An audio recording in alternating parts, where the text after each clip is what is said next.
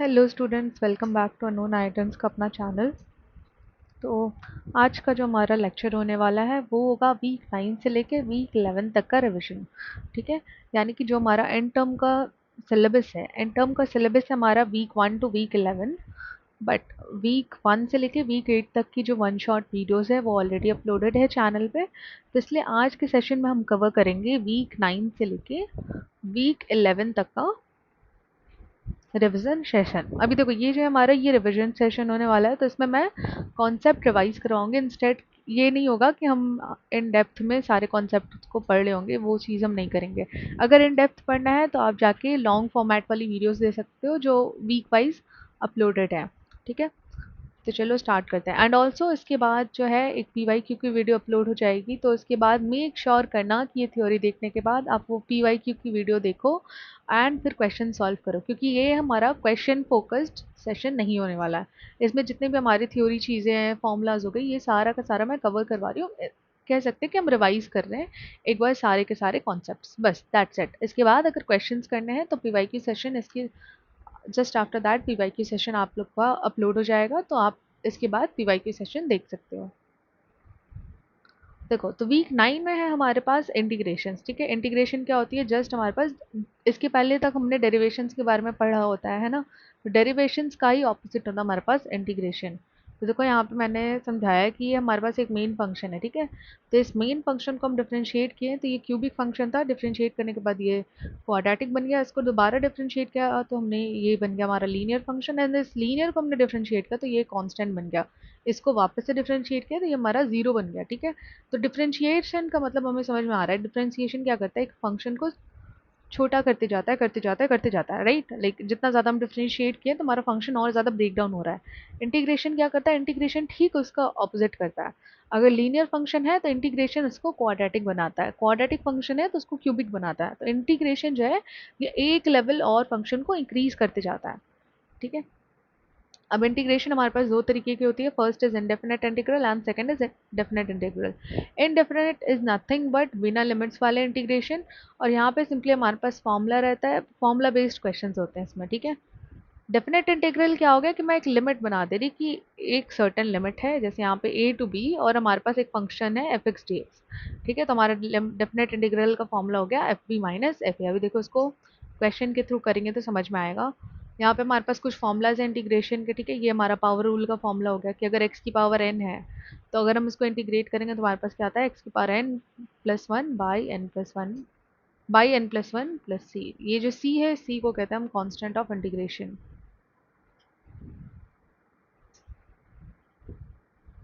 ठीक है, तो ये हमारे पास कुछ इंटीग्रेशन के फॉर्मूलाज है। देखो, फर्स्ट क्वेश्चन है हमारा integrate 2x plus three D x. ठीक है, इसको अगर हम इंटीग्रेट करें तो देखो ये ना 2x प्लस थ्री, ये एक लीनियर, हम कह सकते हैं ये हमारा क्या है, एक लीनियर फंक्शन है। तो 2x को डिफरेंशिएट किया हमने और फिर 3 को हम, मतलब बेसिकली ये 2x जैसे डिफरेंशिएशन में कैसे करते हैं, अलग अलग है ना, ये अलग अलग टर्म्स को हम डिफरेंशिएट करते हैं, सिमिलरली यहाँ पे इंटीग्रेशन में भी करेंगे। तो ये 2x का हो जाएगा हमारे पास इंटीग्रेशन 2x dx और ये 3 का हो जाएगा हमारे पास 3 dx। तो 2x देखो, x के ऊपर पावर क्या है 1, तो ये हो जाएगा 2x और यहाँ पे x की power n plus one by N plus one था, है ना, तो यहाँ पे 1 प्लस वन 2 बाई टू, तो ये 2 से 2 कट गया। और ये 3 है, अगर कोई कांस्टेंट नंबर है तो देखो कोई कांस्टेंट नंबर है तो इसको अगर हम इंटीग्रेट करते हैं तो हमारे पास देखो यहाँ पे जैसे कि k dx है, तो ये k कांस्टेंट नंबर है इनटू dx। तो बेसिकली हम अगर dx को इंटीग्रेट करते हैं तो हमारे पास आता है x। तो ये 3 बाहर चला गया, तो अगर हम dx को इंटीग्रेट करेंगे तो ये हमारे पास क्या आ गया 3x प्लस सी। तो ये हम हमेशा यूज़ करते हैं जब भी हमारे पास इंडेफिनेट इंटीग्रेशन मेंशनड हो, तो हम हमेशा इस कांस्टेंट ऑफ इंटीग्रेशन को यूज़ करते हैं हमारे फाइनल आंसर में। तो हमारा फाइनल आंसर क्या आ गया, x square plus 3x plus C. C को ऐसे समझो कि हम एक एक्स्ट्रा टर्म ऐड कर रहे होते हैं कि इन केस अगर मान लो हमारे इंटीग्रेशन करने में अगर कोई कांस्टेंट टर्म छूट गया हो तो उसके लिए हम इस कांस्टेंट सी को ले रहे हैं। ठीक है, देखो यहाँ पे ये दूसरा क्वेश्चन है, इसको भी सिमिलर वे में ही हम सॉल्व करेंगे। ये देखो, ये आ जाएगा 5x³ by 3, 4x square by 2, ये आ जाएगा 3x। नाउ नेक्स्ट है हमारे पास डेफिनेट इंटीग्रल। देखो कैसे सॉल्व करेंगे। हमारे पास क्वेश्चन दे दिया है, find area under y is equals to 2x+1 from x equals to 0 तो x इक्वल्स टू 3। तो जो डेफिनेट इंटीग्रल है इसका यूज होता है एरिया अंडर द कर्व निकालने में। ठीक है, तो हमें यहाँ पे फंक्शन दे दिया है 2x+1 dx, हमें लोअर लिमिट मेंशन्ड है 0 और अपर लिमिट क्या मेंशन्ड है 3। ठीक, तो देखो यहाँ पे अगेन 2x+1 है तो हमने अलग अलग कर लिया 2x और 1 को। लिमिट हमारी 0 to 3, 0 to 3, तो ये 2x जो है ये बन गया हमारा, देखो 2x क्या हो जाएगा, 2 इंटू एक्स स्क्वायर बाई 2, तो 2 2 कट गया तो हमारे पास क्या बचा एक्स स्क्वायर, और ये 1 dx क्या हो जाएगा, सिर्फ बचा x। तो देखो देखो एक्स स्क्वायर है यहाँ पे, तो एक्स स्क्वायर में हमारा फॉर्मूला क्या था डेफिनेट इंटीग्रल का, एफ बी माइनस एफ है। इसका मतलब ये है कि यहाँ पे जो भी, मतलब मान लो ये लिमिट, ये लोअर लिमिट तो हो गई ए, अपर लिमिट हो गई बी। ठीक है, F B minus F A का मतलब हो गया कि हमें पहले अपर लिमिट को लेना है एज इनपुट, जो भी हमारा फंक्शन रहेगा, माइनस देन हम लेंगे लोअर लिमिट को एज इनपुट। तो यहाँ पे देखो हमारा फंक्शन क्या है एक्स स्क्वायर, तो हमारा अपर लिमिट क्या है 3, तो पहले हम अपर लिमिट को लिए तो ये हो जाएगा 3 स्क्वायर माइनस एज इनपुट लिया हमने, और यहाँ पे अगर हम जीरो लेंगे तो ये हो जाएगा 0 स्क्वायर प्लस, यहाँ पे देखो हमारा फंक्शन क्या है x, तो हम इनपुट लेंगे x की जगह पे, अपर लिमिट हुआ 3 एंड ये हो गया 0, इसके बीच में हमने क्या किया माइनस का साइन, ये जो हमारा फॉर्मूला था डेफिनेट इंटीग्रल का F B minus F A, तो हमने सॉल्व किया तो हमारा फाइनल आंसर क्या आ गया 12। अब देखो यहाँ पे हमारा कोई कांस्टेंट ऑफ इंटीग्रेशन ऐड नहीं होता है, ठीक है, क्योंकि लाइक डेफिनेट इंटीग्रल में कांस्टेंट ऑफ इंटीग्रेशन इसलिए ऐड नहीं होता क्योंकि देखो आप जैसे यहाँ पे दो बार हम कर रहे होते हैं ना, एक तो अपर लिमिट भी रह रहा होता है, एक लोअर लिमिट भी रह रहा होता है ना, तो वहाँ पे F B minus F A कर रहे होते हैं हम, तो हमारा कांस्टेंट ऑफ इंटीग्रेशन जो है वो ऐड होके सब्ट्रैक्ट हो जाता है आपस में ही, तो इसलिए हमारे पास फाइनल फॉर्मूला बचता है F B minus F A. तो डेफिनेट इंटीग्रल और वैसे भी ये हमारा एरिया निकालने में यूज होता है, तो इससे यहाँ पे हम कोई कांस्टेंट ऑफ इंटीग्रेशन जो है यहाँ पे ऐड नहीं कर रहे होते, तो हमारा जो नाम आंसर आता है वो सिर्फ कांस्टेंट नंबर्स में आंसर आता है। देखो यहाँ पे और एक एग्जांपल है हमारे पास इंटीग्रेशन का, सेम यहाँ पे हमें लिमिट गिवन है। ठीक है, नाउ नेक्स्ट देखो हम देखेंगे प्रॉपर्टीज ऑफ डेफिनेट इंटीग्रल।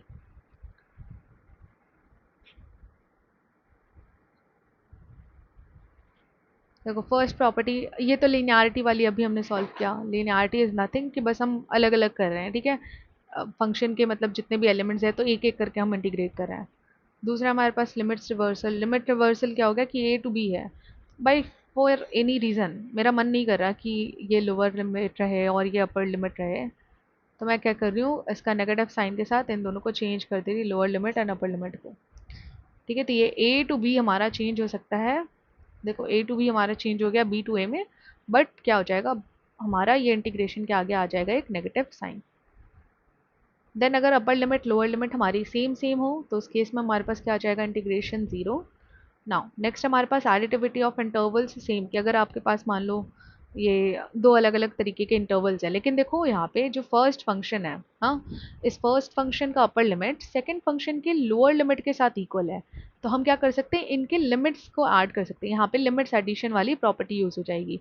तो यहाँ पे फाइनल जो हमारे लिमिट होगी हम लिख सकते हैं ए टू बी, और ये इन दोनों को सॉल्व करके जो भी हमारे पास आएगा फंक्शन, तो ये आ जाएगा हमारे पास एडिटिविटी ऑफ इंटरवल। नेक्स्ट हमारे पास comparison property, comparison property is basically अगर मैं कह रही हूँ कि एक फंक्शन दूसरे फंक्शन से अगर बड़ा है, ठीक है, तो जो हमारी लिमिट होगी, अच्छा ये जो लिमिट होगी ना यहाँ पे ए टू बी ये फिक्स्ड होगी, जैसे यहाँ पे मान लो लोअर लिमिट 0 है और अपर लिमिट 3 है, तो वो सेम चीज़ जी एक्स के लिए भी यहाँ पे होगा। ठीक है, तो अगर हम इनके लिमिट्स ले रहे हैं, उन दोनों फंक्शन के लिमिट्स ले रहे हैं, तो भी हमारे पास ये जो एफ एक्स अगर मान लो जे एक्स से बड़ा है, तो अगर हम लिमिट भी ले रहे हैं तो भी हमारा एफ एक्स का वैल्यू जो है ये बड़ा होगा देन जी एक्स। ये तो ऑब्वियस ही बात है कि जब हम लिमिट ले रहे हैं तो हम क्या कर रहे हैं, मतलब इसका एरिया निकाल रहे होते हैं। अब ये फंक्शन ही अगर बड़ी होगी तो फिर इस पर लिमिट ले भी रहे हैं तो हमारे पास क्या आएगा, बड़ी वैल्यू आएगी। नेक्स्ट देखो हमारे पास है constant function, constant function is nothing कि अगर कोई कांस्टेंट मल्टीप्लाई हो रहा हो तो कांस्टेंट को हम बाहर रख सकते हैं या फिर साथ में मल्टीप्लाई कर सकते हैं। अब देखो यहाँ पे हमें क्या निकालना है, इंटीग्रल्स निकालना है। यहाँ पे फर्स्ट क्वेश्चन क्या है, x into x plus one की पावर 4, तो पहले इस वाले क्वेश्चन पे आते हैं, x into x plus one की पावर 4 dx। अब देखो ये ना डिफ्रेंसिएशन रहता तो हम यहाँ पे तुरंत से चेन रूल का यूज़ करते हैं और यहाँ पे आंसर निकाल लिए होते हैं, लेकिन इंटीग्रेशन में कोई चेन रूल प्रोडक्ट रूल तो होता नहीं है। ठीक है, तो फिर अब हम इसको कैसे सॉल्व करेंगे। ऑल्सो हमें क्या पता है कि x की पावर n का फॉर्मूला पता है, लेकिन अगर कोई फंक्शन है, फंक्शन की पावर n है, तो वो तो नहीं पता हम कैसे इंटीग्रेट करेंगे, राइट। तो ऐसे टाइप ऑफ क्वेश्चंस को सॉल्व करने के लिए हम यूज़ करते हैं इंटीग्रेशन बाय सब्सटीट्यूशन, ठीक है। तो यहाँ पे देखो, यहाँ पे क्या करेंगे ना, इस x प्लस वन को, क्योंकि अभी x प्लस वन को हमें कोई वेरिएबल ही लेट करना पड़ेगा, क्योंकि हमें वेरिएबल की पावर फोर का, वेरिएबल में अगर कुछ पावर है तो उसका फॉर्मूला हमें पता है इंटीग्रेशन का, लेकिन हमें फंक्शन की पावर का कोई फॉर्मूला नहीं पता है, ठीक है। तो हमने यहाँ पे x प्लस वन को लेट कर लिया u, ठीक है। अब ये जो हमने u लेट किया ना, इसके बाद हम उसको डिफ्रेंशिएट करेंगे विथ रिस्पेक्ट टू x। तो ये u क्या हो जाएगा हमारा, du by D X equals to, यहाँ पे x बन गया 1 और ये 1 हो जाएगा 0, ठीक है। तो अब हम यहाँ पे देखो रिप्लेस कर देंगे, तो ये x की जगह पे हम लिख लेंगे u minus one, x plus one की जगह पे लिखेंगे u की पावर 4, और dx की जगह पे देखो, dx की जगह पे हम क्या लिख लेंगे यहाँ पे du, ठीक है। तो बेसिकली ये इसलिए करना पड़ा ना डिफरेंशिएट, क्योंकि देखो आप अगर इस एक को सिर्फ अलग वेरिएबल में नहीं चेंज कर सकते हो, ये पूरा का पूरा फंक्शन ही फिर आपको, अगर आप इसको कोई मान लो वेरिएबल u मान रहे हो, तो ये पूरा का पूरा फंक्शन आपको u के रिस्पेक्ट में ही कन्वर्ट करना पड़ेगा, देन ओनली हम इसको इंटीग्रेट कर सकते हैं, वरना इंटीग्रेशन पॉसिबल नहीं है। तो अब देखो, अब यहाँ पे ये क्या आ गया, u की पावर 4 है ना, इंटू यू माइनस वन। तो अब यहाँ पे देखो ये मल्टीप्लिकेशन हमारी इजी हो गई, ये हो जाएगा u की पावर 5 माइनस यू की पावर 4 du। फिर हमने इसको जैसे इंटीग्रेशन करते सिंपली इंटीग्रेट किया, और लास्ट में हम क्या करेंगे, जो हमने u लिया था उसको सब्सटीट्यूट कर देंगे सिंपली। तो ये आ गया हमारा फाइनल आंसर। अब देखो, अगर आपको यहाँ पे x प्लस वन की पावर 4 का फॉर्मूला आता है, तो आप सिंपली उस वैसे भी कर सकते हो कि आप x प्लस वन की पावर 4 के फॉर्मूला में इसको ब्रेक डाउन कर लो, फिर x के साथ मल्टीप्लाई कर लो, ठीक है। वैसे भी आप इंटीग्रेशन कर सकते हो, लेकिन अगर मान लो यहाँ पे पावर 8 है, 10 है, तो उस केस में क्या करेंगे, तो हम क्या करेंगे, अगर ऐसे क्वेश्चन आए तो वहाँ पे हम सब्सटीट्यूशन का यूज़ करेंगे, ठीक है। एक और क्वेश्चन देखो सब्सटीट्यूशन का, यहाँ पे हमें क्या दिया है, 2x into x square one plus x square plus one की पावर 3, ठीक है। यहाँ पे देखो, अब यहाँ पे भी सेम हमें क्या करना पड़ेगा, सब्सटीट्यूशन का यूज़ करना पड़ेगा, क्योंकि ये एक्स स्क्वायर प्लस वन का क्यूब अगर लेंगे, फिर ब्रेक डाउन करेंगे फंक्शन को, फिर 2x के साथ मल्टीप्लाई करेंगे, तो ये बहुत हेक्टिक हो जाएगा, है ना। तो हम क्या करेंगे, इस एक्स स्क्वायर प्लस वन को, अब ध्यान से समझना कि किसको, यहाँ पे 2x को हमें लेना है, लेट करना है, या एक्स स्क्वायर प्लस वन को लेट करना है। देखो ये तो ऑब्वियस ही बात है, देख के समझ में आ रहा है कि एक्स स्क्वायर प्लस वन क्या है, फंक्शन, फंक्शन का पावर हमें पता नहीं है क्या होता। तो हम यहाँ पे किसको लेट करेंगे, हम यहाँ पे लेट करेंगे इस एक्स स्क्वायर प्लस वन को, ठीक है। 2x को लेट करके तो कोई फायदा नहीं है, तो हम यहाँ पे देखो एक्स स्क्वायर प्लस वन को लेट किए u, तो हमने डिफ्रेंशिएट किया, तो हमारे पास देखो ये क्या आ गया, dx इज इक्वल्स टू क्या आ गया, du बाई टू एक्स। तो देखो अब ये जो आया ना du बाई टू एक्स, तो हमारा फंक्शन कैसे बनता है, ये एक मिनट,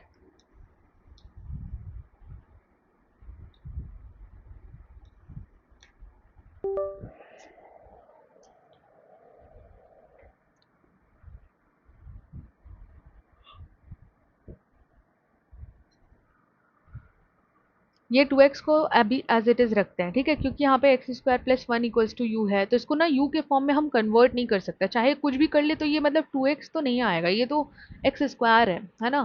तो इसको भी एज इट इज रहने देते हैं, एक्स स्क्वायर प्लस वन हमने क्या लिया था u, तो ये हो गया u क्यूब, और dx के बदले में हम क्या लिखेंगे, du बाई टू एक्स। अब देखो ये अपने आप टू एक्स कट गया, तुम्हारे पास क्या बचा रहा है, ये u क्यूब du।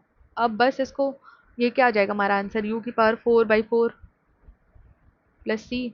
अब इसको हम क्या करेंगे, सिंपली रिप्लेस कर देंगे, तो ये क्या हो जाएगा, एक्स स्क्वायर प्लस वन की पावर 4 बाई 4 प्लस सी हो गया हमारा फाइनल आंसर, ठीक है। तो देखो मैं बता रही हूँ कि डिफ्रेंशिएट, अभी ये वाले क्वेश्चंस तो इजी थे कि इसमें कैसे किसको ले सकते थे, है ना।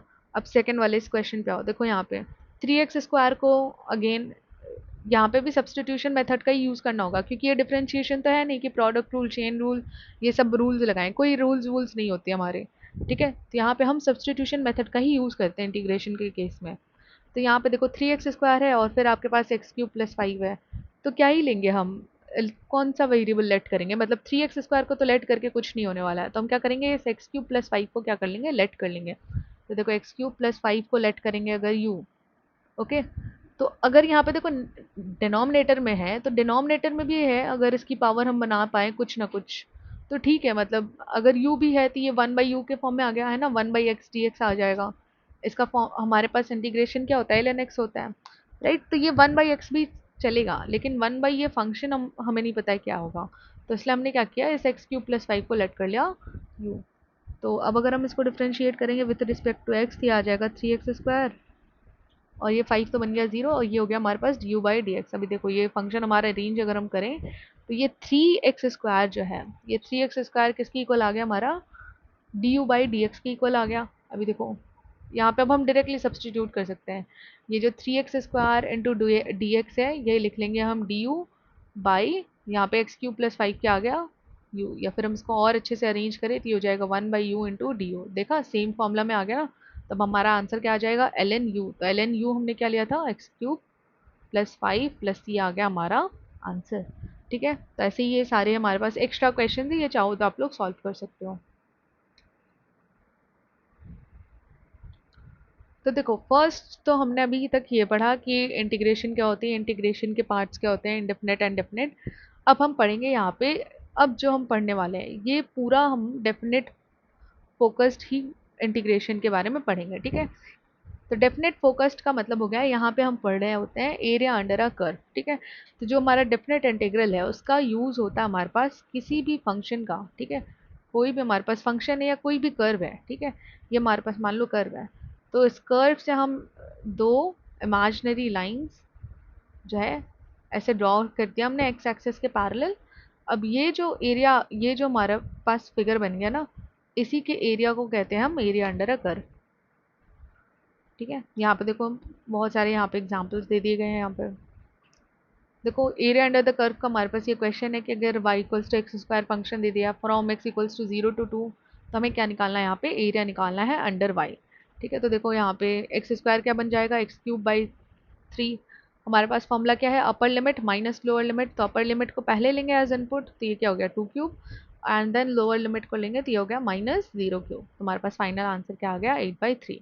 अब कुछ इंपॉर्टेंट चीज़ है जो बतानी है कि जो एरिया अंडर कर्व होता है, ठीक है, एरिया अंडर कर्व, एरिया की बात हो रही है। देखो यहाँ पे ना हमारे पास क्योंकि फंक्शंस रहते हैं, फिर कभी कभी इनपुट में भी क्या होता है ना कि कुछ कुछ सर्टेन इनपुट्स रहती हैं नेगेटिव के केस में, कि हमारे पास फाइनल आंसर जो है वो नेगेटिव आ रहा हो, लेकिन एरिया कभी नेगेटिव नहीं होता, कभी भी नहीं, है ना।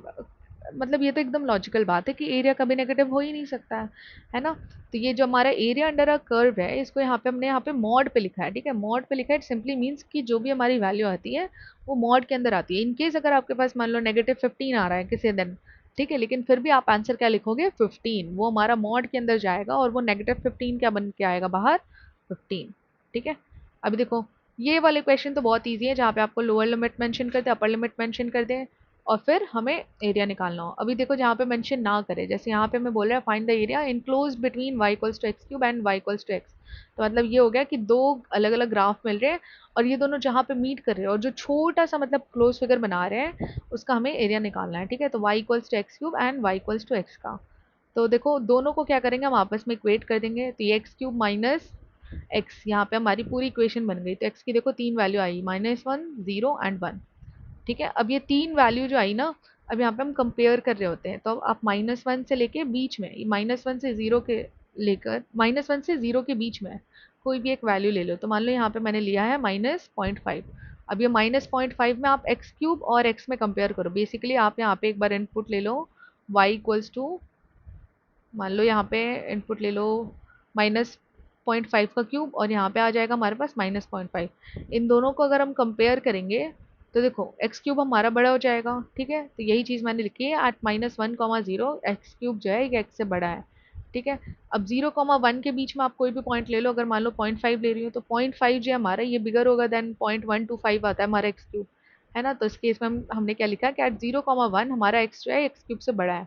तो देखो हमारी फंक्शंस कैसे बनेगी, पहले तो लिमिट डिसाइड हो गई, फर्स्ट वाले फंक्शन के लिए हमारी लिमिट होगी -1 to 0, और जो फंक्शन है क्योंकि x³ बड़ा है x छोटा है तो हम क्या करेंगे, x³ में से x को सब्ट्रैक्ट करेंगे, प्लस अब सेकंड वाले फंक्शन की हमारी लिमिट हो गई 0 to 1, और यहाँ पे भी देखो यहाँ पे ये क्या हो जाएगा हमारे पास,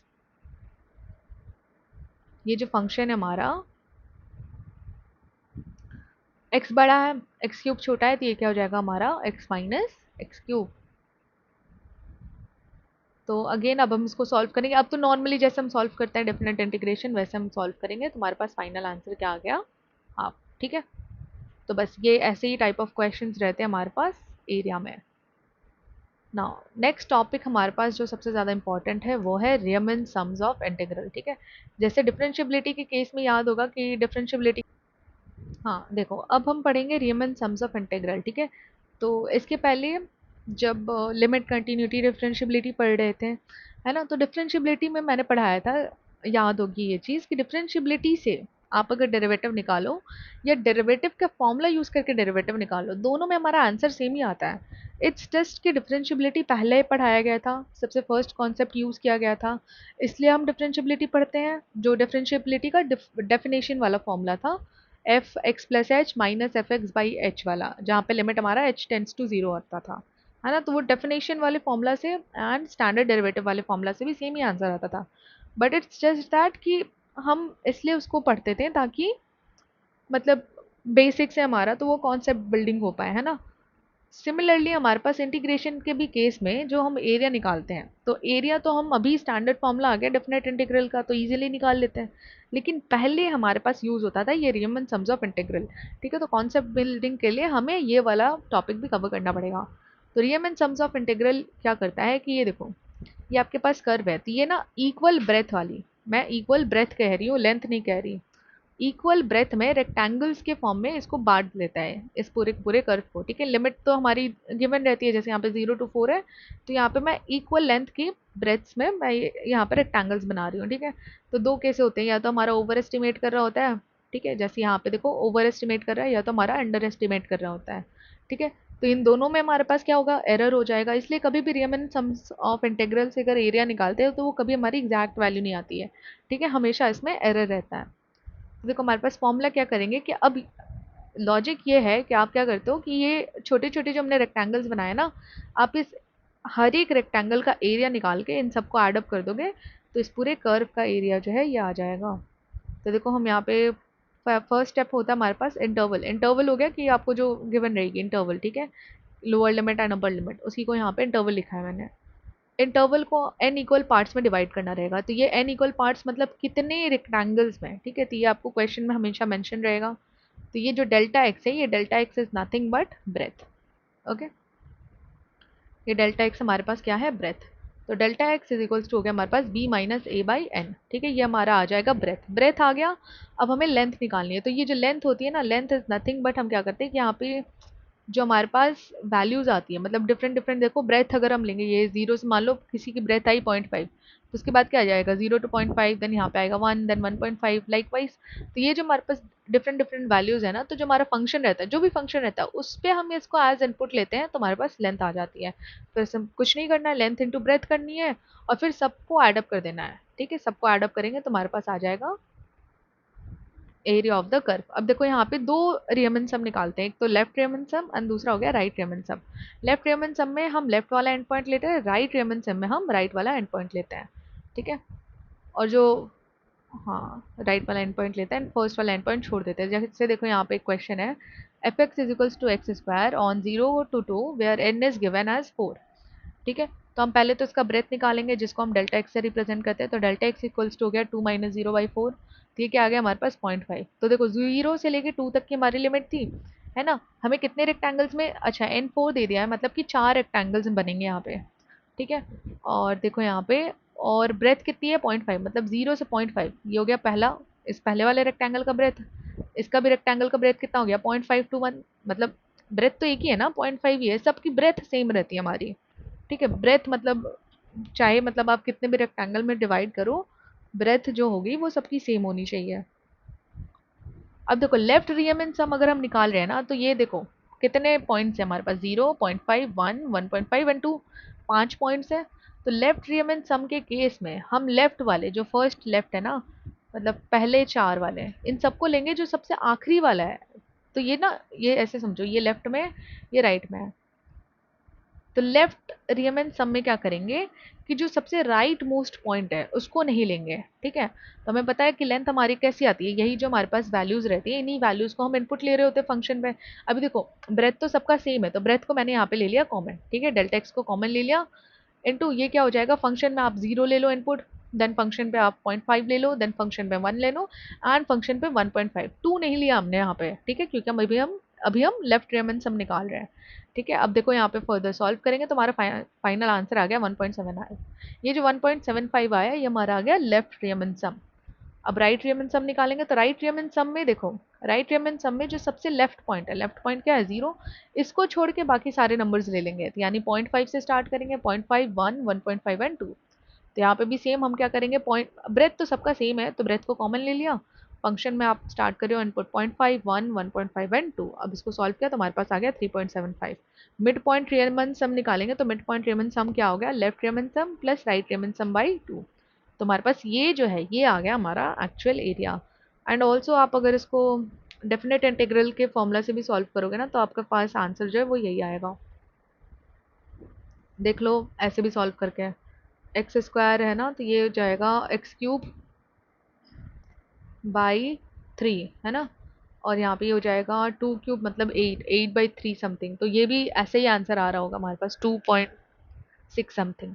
ठीक है, तो डेफिनेट इंटीग्रल से तो ये बहुत इजीली सॉल्व हो गया, लेकिन यही है कि रियमन सम से हमारे पास क्या है, ये थोड़ा लेंदी प्रोसेस है, लेकिन आंसर समवॉट सिमिलर ही आएगा। ठीक है, मतलब अप्रॉक्स वैल्यू यही कि डेसिमल में थोड़ा बहुत चेंज आया तो है, लेकिन जो मेन 2 है, जैसे यहाँ पे 2.7 समथिंग आया तो वो 2 हमारा सेम रहेगा, बस वही डेसिमल वैल्यू में हमारी थोड़ी बहुत चेंजेस हो सकती हैं। ठीक है, तो देखो इसका एक क्वेश्चन भी था यहाँ पे। हाँ ये क्वेश्चन देखो, यहाँ पे हमें एक फंक्शन दे दिया गया है 0 to 6 डिफाइंड है। ठीक है, तो 0 to 6 है मतलब क्या कि हमारा इंटरवल है 0 से 6, और हमें बोल दिया गया है कि 3 सब इंटरवल में डिवाइड किया गया है, यानी कि एन हमें गिवन है 3।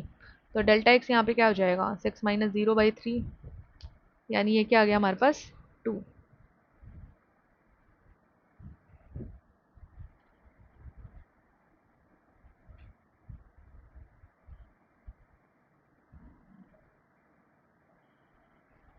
तो 0 से 2 पे रहेगा एक, 2 से 4 पे, तो 3 रेक्टेंगल्स पे डिवाइड हो जाएगा। यहाँ पे ये एक रेक्टेंगल, 2 रेक्टेंगल और ये तीसरा रेक्टेंगल। हमें क्या निकालना है इसका, लेफ्ट एंड पॉइंट का एस्टिमेटेड एरिया निकालना। अभी देखो यहाँ पे यू बोला नहीं है हमें रियमन सम का यूज़ करना है, लेकिन लेफ्ट एंड पॉइंट की बात की गई है तो अब हम क्या ही यूज़ कर सकते हैं इसमें रियमन सम के अलावा, तो यहाँ पे हम क्या यूज़ करेंगे रियमन सम। तो यहाँ पे देखो लेफ्ट एंड पॉइंट बोला है, यानी कि हम क्या करेंगे, देखो ब्रेथ तो सबका सेम है तो 2 को कॉमन ले लिया। अब यहाँ पे फंक्शन में ले लेंगे इनपुट 0, प्लस फंक्शन में इनपुट ले लेंगे 2, प्लस फंक्शन में इनपुट ले लेंगे 4। जो हमारा ये 6 है ये सबसे मोस्ट राइट में है तो इसलिए इसको हम इंक्लूड नहीं करेंगे। ठीक है, ये हो जाएगा हमारा लेफ्ट हैंड पॉइंट के लिए। बस इसके बाद आपको कुछ नहीं निकालना है क्योंकि क्वेश्चन में बस इतना ही बोला था। ठीक है, सिर्फ एरिया निकालने बोला होता तो हम इसमें left hand point right hand point निकाल के फिर 2 से ऐड करके दोनों को 2 से डिवाइड कर रहे होते हैं, लेकिन यहाँ पे हमें सिर्फ लेफ्ट हैंड पॉइंट का पूछा है एरिया, तो बस यही आपका आंसर हो जाएगा। ठीक है, इसको सॉल्व करेंगे तो ये हमारा आ जाएगा final answer. Right hand point के लिए हमारे पास क्या हो जाता है 2 इंटू यहाँ पे, अब ये F0 को नहीं ले रहे होते हम। ठीक है, ये सबसे लेफ्ट में है हमारा तो ये F0 को नहीं लेते, बाकी सारे इनपुट को ले लेते हैं, बाकी सारे को हम एज इनपुट ले लेते हैं। ये F2 F4 प्लस F6, ये आ जाता हमारा राइट एंड पॉइंट का एरिया, अगर हमसे क्वेश्चन में राइट एंड पॉइंट का एरिया पूछा होता तो, लेकिन हम सिर्फ ये निकालेंगे तो हमारे पास आंसर जो है वो आ जाएगा। अब देखो नेक्स्ट, तो यहीं तक था हमारे पास मैथ्स 2 में वीक 9। अब हम करेंगे मैथ्स 1, सॉरी मैथ्स 1 में वीक 9 तक, वीक 9 यहीं तक था हमारे पास, तो सारा का सारा कंटेंट जो है हमने कवर कर लिया। अब देखो वीक 10 की बारी, तो वीक 10 से हमारा स्टार्ट हो रहा है ग्राफ थ्योरी। ठीक है, तो देखो ग्राफ क्या है हमारे पास, it is a mathematical structure that consist of vertices and edges. तो देखो वर्टिसेस को हम डिनोट करते हैं वी से, एंड ये एजेस हो गए हमारे पास ई से। ठीक है, वर्टिसेस को हम नोड्स भी कहते हैं। ओके, अब ये देखो यहाँ पे एक ग्राफ है, तो इस ग्राफ में हमें अगर वर्टिसेस देखने हैं तो वर्टिसेस क्या है, ये जो हमारे पास है ए टू बी। ठीक है, और ये जो लाइन जोड़ रही है उनको, ये इनको क्या कहते हैं हम एजेस। ठीक है, तो हमारे पास यहाँ पे टोटल वर्टिसेस है 8 एंड एजेस है 6। देखो दो तरीके के ग्राफ्स होते हैं, एक तो हो गया डायरेक्टेड ग्राफ और दूसरा हो गया अनडायरेक्टेड ग्राफ। ये दो मेन टाइप ऑफ ग्राफ हो गए। डायरेक्टेड ग्राफ क्या हो गया कि जहाँ पे आपको डायरेक्शन दे दी गए कि ए से आप बी जा सकते हो, बी से सी जा सकते हो, तो सी से बी नहीं आ सकते हो। ठीक है, यहाँ पे एक फिक्स डायरेक्शन है कि आप बी से सी जा सकते हो लेकिन सी से बी नहीं आ सकते हो। ठीक है, अनडायरेक्टेड ग्राफ में क्या हो गया कि अभी देखो यहाँ पे ना ए से बी भी कनेक्टेड है, बी से ए भी कनेक्टेड है, मतलब ये यूनिडायरेक्शनल हो गया कि आप ए से बी भी जा सकते हो, बी से ए भी जा सकते हो। तो ये हो गया हमारा अनडायरेक्टेड ग्राफ। देन हमारे पास होता है सिंपल ग्राफ। सिंपल ग्राफ हो गया कि कोई लूप नहीं बन रही है और कहीं पे भी हमारा मल्टी एज नहीं हो रहा। मल्टी एज का मतलब यही है कि ऐसा नहीं कि V1 से V2 एक डायरेक्टेड ग्राफ में बन गया, फिर V2 से V1, तो वो हो गई मल्टीपल एजेस। ठीक है, तो दो वर्टिसेस के बीच में मल्टीपल एजेस नहीं बन रही हो अगर, और कोई लूप ना बन रही हो, तो वो हो गया स्मॉल ग्राफ। कंप्लीट ग्राफ क्या होता है कि हर एक वर्टेक्स हर एक एलिमेंट से कनेक्टेड हो। जैसे यहाँ पे ए देखो, ये ए जो है ये बी से कनेक्टेड है, डी से कनेक्टेड है, सी से कनेक्टेड है, बी ए सी डी सबसे कनेक्टेड है, सी भी हमारा ए एंड डी से कनेक्टेड है, बी से भी कनेक्टेड है, डी भी सेम वाइज कनेक्टेड है। तो सब आपस में एक दूसरे से सबसे कनेक्टेड है। तो ये क्या हो गया हमारा कंप्लीट ग्राफ। नेक्स्ट है हमारे पास पाथ्स। तो पाथ्स इज नथिंग बट कि हमें रास्ते बताने हैं कि ए से अगर हमें एफ जाना है तो ए से एफ जाने के कितने रास्ते हैं। आप ए से गए सी से गए डी से गए ई, ये पहला रास्ता है। दूसरा रास्ता है ए से गए बी से गए सी से गए डी से गए ई, तो ये हो गया हमारा दूसरा रास्ता। देन हमारे पास reachability. Reachability is simply asking yes और नो टाइप है कि क्या जो है डी डी हमारा ए से रीचेबल है क्या, मतलब डी जो है हम ए से आ सकते हैं, बिल्कुल आ सकते हैं, है ना।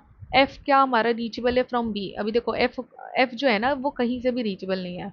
अगर बी से भी स्टार्ट कर रहे हैं हम, B to C, C to D to E, लेकिन आप एफ पे तो यहाँ पे कोई एज ही नहीं है जो कनेक्ट कर रही है। तो एफ जो है हमारा रीचेबल नहीं है फ्रॉम एनी वर्टेक्स। सिर्फ बी क्यों, कोई भी वर्टेक्स ही हमारा रीचेबल नहीं है।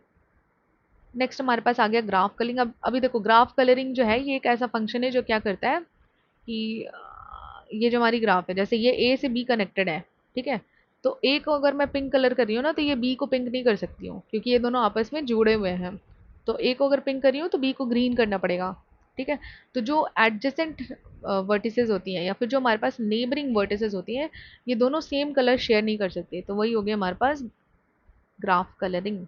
देखो यहाँ पे एक एग्जांपल है, जैसे ये वाला। अच्छा, ऑल्सो यहाँ पे एक शॉर्टकट भी दिया गया है कि अगर हमारे पास मान लो N is basically number of vertices, अगर हमारे पास नंबर ऑफ वर्टिसेस। अच्छा, ये किस केस में है कि ग्राफ अगर हमारा कनेक्टेड हो, तब कनेक्टेड ग्राफ हो और हमारे पास नंबर ऑफ वर्टिसेस अगर इवन है तो टू क्रोमैटिक होता है। टू क्रोमैटिक मतलब कि मिनिमम दो कलर्स की रिक्वायरमेंट होती है, और अगर एन हमारा ऑड हो तो थ्री क्रोमैटिक होता है। बट फिर भी हम इस पे नहीं जाएंगे, हम खुद से मैनुअली भी सॉल्व करेंगे। देखो यहाँ पे ये हमारा एक ग्राफ है, ठीक है, तो इसको अगर हम रेड ले रहे हैं ना तो देखो इससे क्या कनेक्टेड है, इससे ये वाला एज कनेक्टेड है, ये वाला एज कनेक्टेड है। तो ना तो ये रेड हो सकता है दोबारा, ना तो ये रेड हो सकता है, तो हमें यहाँ पे दूसरे कलर्स ही लेने पड़ेंगे, कोई और चारा नहीं है। तो यहाँ पे हमने ले लिया इसको वॉयलेट, इसको ले लिया ग्रीन। अब ये ग्रीन ले लिया तो अब यहाँ पे देखो ग्रीन से अब यहाँ पे ये हो सकता है रेड, ठीक है, तो यहाँ पे ले लिया हमने रेड। और यहाँ पे देखो ये वॉयलेट से ये कनेक्टेड है तो यहाँ पे रेड नहीं हो सकता वरना फिर ये रेड रेड मैच कर जाएगा, तो वो चीज़ें नहीं होनी चाहिए। तो यहाँ पे हमने क्या ले लिया, ग्रीन। देखो यहाँ पे भी सेम, रेड से ये कनेक्टेड है तो मतलब मान लो यहाँ पे अगर रेड ले रहे हैं तो ये हमारा रेड नहीं हो सकता, ठीक है, तो यहाँ पे कोई दूसरा कलर रखना पड़ेगा। तो यहाँ पे रख लिया हमने ग्रीन। अब ये अगर ग्रीन है ना तो ना तो ये ग्रीन हो सकता, ना तो ये ग्रीन हो सकता, ना तो ये ग्रीन हो सकता, लेकिन ये हम क्या कर सकते हैं, ये हमारा आ गया रेड, ये हमने ले लिया रेड। ठीक है, ये हमारा पॉसिबल है। इस साइड में हमारा रेड जो है पॉसिबल है क्योंकि ये दोनों आपस में कनेक्टेड नहीं है, इसलिए हमने यहाँ पे दोनों साइड क्या ले लिया, रेड रेड। अब ये जो नॉट कनेक्टेड था इसके लिए हमने क्या ले लिया, एक तीसरा कलर जो कि है येलो। तो यहाँ पे मिनिमम कितने कलर्स की रिक्वायरमेंट हुई, तीन कलर्स की रिक्वायरमेंट हुई। तो जब भी ऐसे मिनिमम कलर्स वाले क्वेश्चन आए ना तो आप जितना कोशिश करना कि आप दो कलर से स्टार्ट करो, और कोशिश करना कि दो कलर में ही पूरा पूरा ग्राफ जो है वो कलर हो जाए। अगर नहीं हो पा रहा है, मतलब हो ही नहीं सकता, ऑप्शन ही नहीं बच रहा है, तब आप तीन कलर पे जाना, ठीक है। देखो ये भी अगेन एक क्वेश्चन था। यहाँ पे देखो हमारे पास मिनिमम कितने कलर्स की रिक्वायरमेंट है इस ग्राफ को कलर करने के लिए, तो हमने यहाँ पे इसको कलर किया तो यहाँ पे हो गया दो।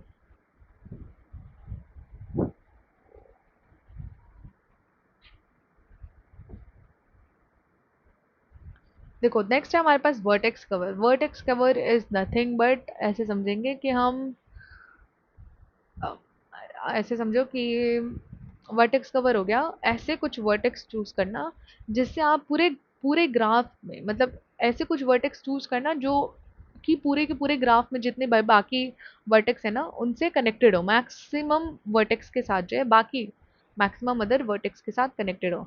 जैसे देखो यहाँ पे ये जो ग्राफ है, इस ग्राफ में हमारा टू जो है, ये टू देखो कितने से कनेक्टेड है, टू वन से कनेक्टेड है, फोर से कनेक्टेड है, सिक्स से कनेक्टेड है, फाइव से कनेक्टेड है एंड थ्री से कनेक्टेड है। तो टू आ जाएगा हमारा वर्टेक्स कवर में, ठीक है। देन अगर हम 4 की बात करें तो 2 जो है ये 1 4 6 5 3। आप अगर यहाँ पे 2 पे खड़े हो तो 2 से कहाँ कहाँ जा सकते हो आप? 1 पे जा सकते हो, 4 पे जा सकते हो, 6 पे जा सकते हो, 5 पे जा सकते हो एंड 3 पे जा सकते हो, है ना। देन अगर ये तो हो गई 2 की बात कंप्लीट। ठीक है, अब 2 पे कैसे आ सकते हो? तो 2 के लिए हम ले लेंगे यहाँ पे 4।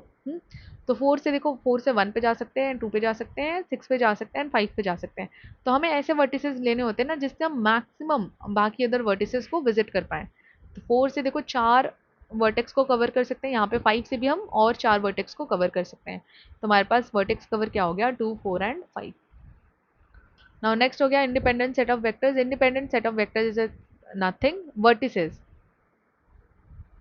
हाँ, तो ये क्या हो गया? Independent set of vertices is nothing set of vertices in which none of them are adjacent. आपस में क्या होनी चाहिए? ये एडजेसेंट नहीं होने चाहिए। ठीक है, तो ये क्या हो गया हमारे पास? Independent set of vertices. जैसे यहाँ पे देखो 1 6 5 ये दोनों क्या है हमारे पास? यहाँ पे मतलब ये नेबरिंग नहीं है, है ना, आपस में कनेक्ट नहीं कर रहे हैं, तो ये हमारा हो गया independent set of vertices. Next है हमारे पास BFS, DFS and topological sorting.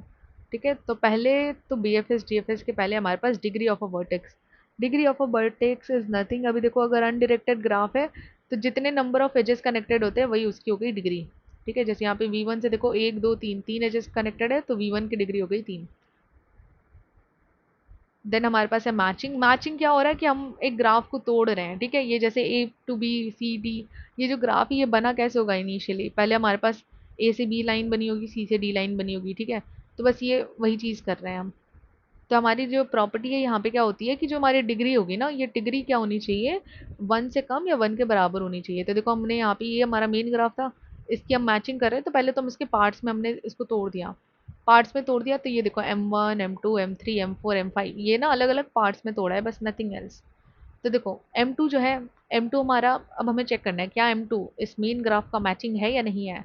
तो देखो इनकी हम डिग्री लिखेंगे, तो ये A B C D इनकी डिग्री क्या है? 1 है। हमारी प्रॉपर्टी क्या है कि जो डिग्री होगी वर्टिसेस की वो या तो 1 होनी चाहिए, 1 से कम होनी चाहिए। तो हम कह सकते हैं कि M2 जो है हमारी ये मेन ग्राफ की मैचिंग है। सेम M3 पे भी है।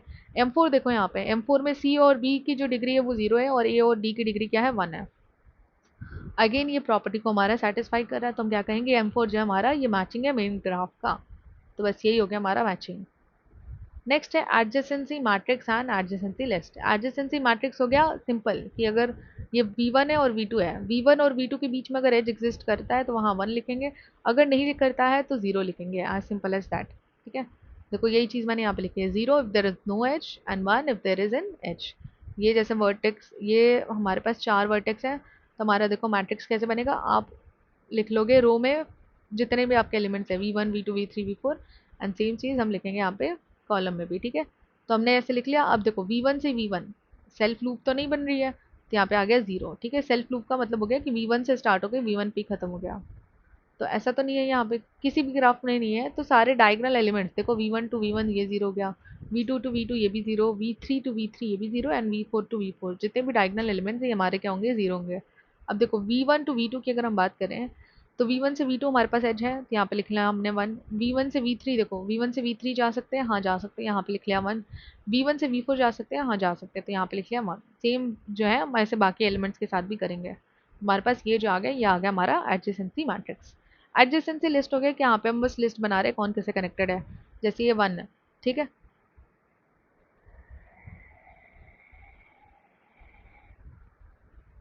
ये 1 से कहाँ जा सकता है? 2 जा सकते हैं, 2 से कहाँ जा सकता है? 4 जा सकते हैं, 3 से कहाँ जा सकते हैं? 1 जा सकता है, 4 से कहाँ जा सकते हैं? 3 जा सकते हैं। तो ये हो गई हमारी एडजेसेंसी लिस्ट। ये जो है इस वाले ग्राफ का हमारे पास है कि 1 से कहाँ जा सकते हैं? 2 एंड 3, 2 से कहाँ जा सकते हैं? 1 एंड 4।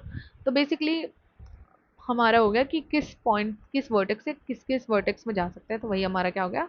Adjacency list. यहाँ पे भी देखो हमने बनाया है, ए से देखो बी पे जा सकते हैं, देन बी से देखो कहाँ पे जा सकते हैं? C D and D, then C से कहाँ जा सकते हैं? B and D. तो ये हो गया हमारा एडजेसेंसी लिस्ट।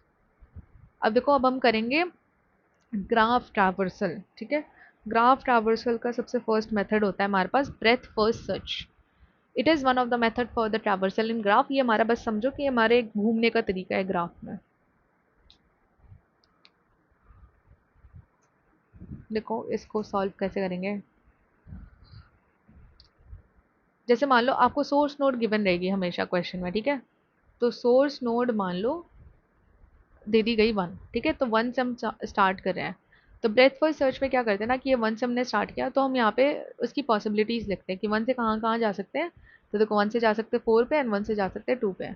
हमने यहाँ पे लिख लिया 1 से जा सकते हैं 4 पे एंड 1 से जा सकते हैं 2 पे। बस अब इसका काम हो गया ख़त्म। तो 1 को कर देंगे हम क्रॉस।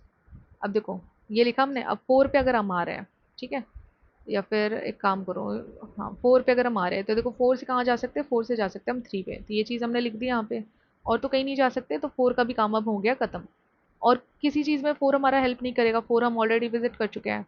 अब देखो 4 के बाद मैंने यहाँ पे क्या लिखा था 2, तो अब 2 पे आएंगे। 2 से कहाँ जा सकते हैं, 2 से 3 पे जा सकते हैं, ये ऑलरेडी लिख लिया हमने। 2 से और कहाँ जा सकते हैं हम, 2 से 5 पे जा सकते हैं, 2 से 8 पे जा सकते हैं। तो अब हम ये लिख लेंगे 5 एंड 8, ठीक है। और तो कोई 2 का काम नहीं है, 2 से और कहीं जा नहीं सकते, तो 2 भी हो गया हमारा। 2 को कर दिया हमने क्रॉस। अब आ गए यहाँ पे, देखो उसके बाद क्या है 3। 3 पे 3 से कहाँ जा सकते हैं, 9 एंड 10 पे। तो यहाँ पे लिख लिया हमने 9 एंड 10, ओके। और तो अब तो कोई काम नहीं है 3 का, 3 से तो और कहीं नहीं जा सकते, तो ये हो गया 3 भी हमारा क्रॉस।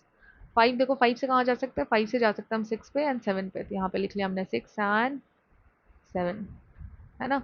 बस ये आ गया हमारा पूरा का पूरा ब्रेथ फर्स्ट सर्च। अब देखो 5 पे जो है, 5 से अब कहाँ जा सकते हो आप, 6 एंड 7 ये हमने ऑलरेडी लिख चुका है, तो ये 5 को भी करेंगे क्रॉस। देन 8 आ गए, 8 से कहाँ जा सकते हैं हम, 8 से जा सकते हैं 2 5 7। 2 विजिट हो चुका है, 5 विजिट कर चुके हैं हम, तो और 7 हम ऑलरेडी लिख चुके हैं, तो ये 8 भी हो गया हमारा क्रॉस। तो ये बेसिकली ये जो आया हमारे पास, ये पूरा आ गया ब्रेथ फर्स्ट सर्च का सीक्वेंस, 1 4 2 3 5 8 9 10 6 7, ठीक है।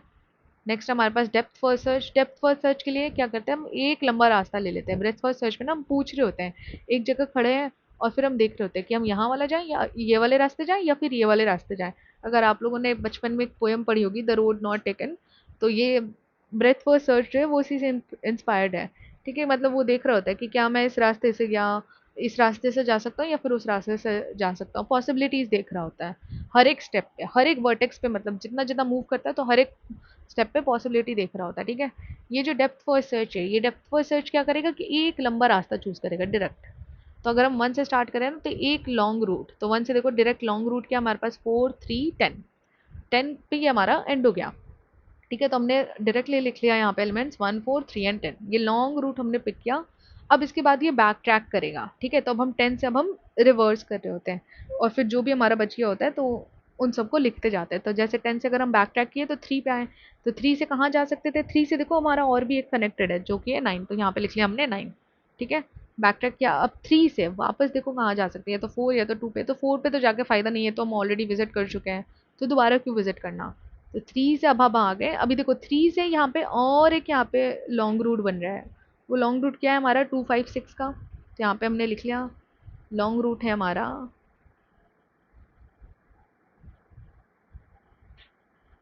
अच्छा ओके। देखो अगर हम लॉन्ग रूट ना भी लें, वैसे हम 2 5 6 भी ले सकते हैं, अगर ना भी लें तो 3 से आए हम 2 पे, तो नहीं यहाँ पे लॉन्ग रूट लेंगे हम, इसको क्यों नहीं लेंगे जब यहाँ पे ऑलरेडी है हमारे पास।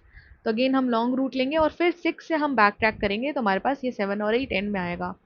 तो देखो ये गलत सॉल्व किया हुआ है यहाँ पे, ये 1 से हम स्टार्ट करेंगे, 1 से ये लॉन्गेस्ट रूट लेंगे, तो 1 से 4 4 से 3 एंड 3 टू 10।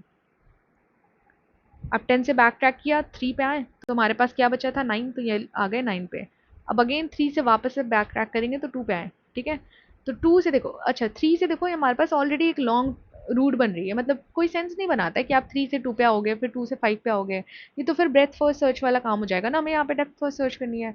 तो जब आप 3 से आए तो देख रहे हो कि 3 से ऑलरेडी एक लॉन्ग रूट है, तो अब हम ये पूरा का पूरा लॉन्ग रूट ले लेंगे 2 5 6। अब इस लॉन्ग रूट पे आ गए 2 5 6 पे, 6 हमारा एंड पॉइंट हो गया। तो अब एंड पॉइंट से वापस बैक ट्रैक पे आओ, तो 5 पे आए तो क्या बचा था हमारा 7, ये आ गया 7। अब हम वापस से बैक ट्रैक करेंगे, 5 से आ जाएंगे 2 पे, तो 2 से देखो 2 से हमारा क्या बचा था 7, तो हमने लिख लिया ऑलरेडी, और क्या बचा था हमारे पास 8, ये आ गया 8। ये हो गया हमारे पास डेप्थ फर्स्ट सर्च का ऑर्डर। नेक्स्ट देखो हमारे पास है इन degree and out degree. In degree and out degree is very very simple, कि जैसे डायरेक्टेड ग्राफ में, अनडायरेक्टेड ग्राफ में तो बस आप नंबर ऑफ एजेस से काउंट कर लेते हो डिग्री। डायरेक्टेड ग्राफ में हमारे पास दो तरीके की डिग्री होती है, एक तो इन डिग्री एक तो आउट डिग्री। तो ये नाम से ही समझ में आ रहा है, इन डिग्री मतलब कि जिस तरफ आ रही है, जैसे यहाँ पे देखो V2 की तरफ आ रही है तो इसकी इन डिग्री हो गई 1, ठीक है। और अच्छा V2 की तरफ देखो, V1 भी आ रही है, V3 भी आ रही है, तो V2 की डिग्री क्या हो गई 2। अभी देखो V2 से कहीं जा नहीं रही है ना, कोई भी एज जो है V2 से नहीं जा रहा, तो V2 की आउट डिग्री हो गई 0। तो यही हो गई हमारे पास in degree and out degree. तो बस ये हमारा इतना ही कॉन्सेप्ट था वीक 10 में। अब हम इसके बाद पढ़ेंगे वीक 11।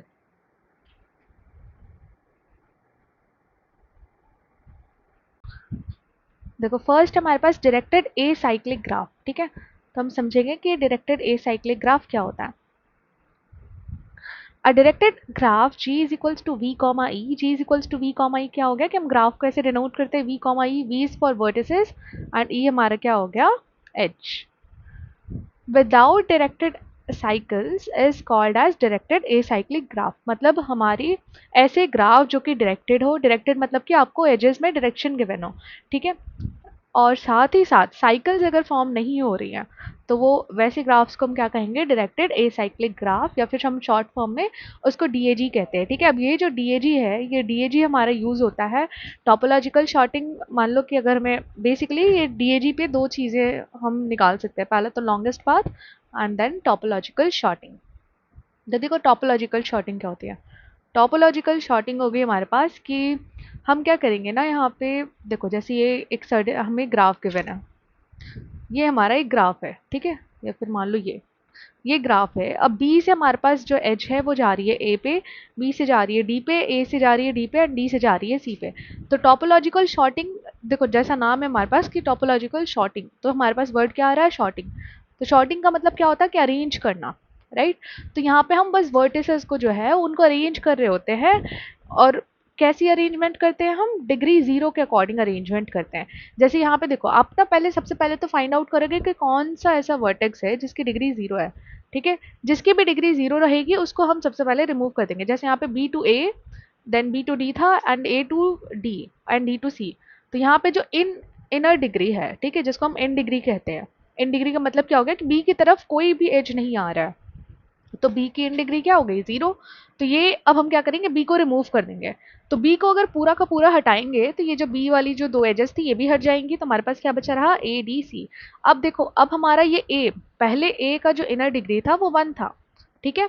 लेकिन अब बी के हट जाने के बाद ए की जो इनर डिग्री हो गई वो क्या हो गई, 0 हो गई, है ना। सिर्फ ए की आउट डिग्री 1 है लेकिन इन डिग्री तो 0 है, राइट। तो अब यहाँ पे देखो, अब क्या करेंगे, अब इस ए को हटा देंगे।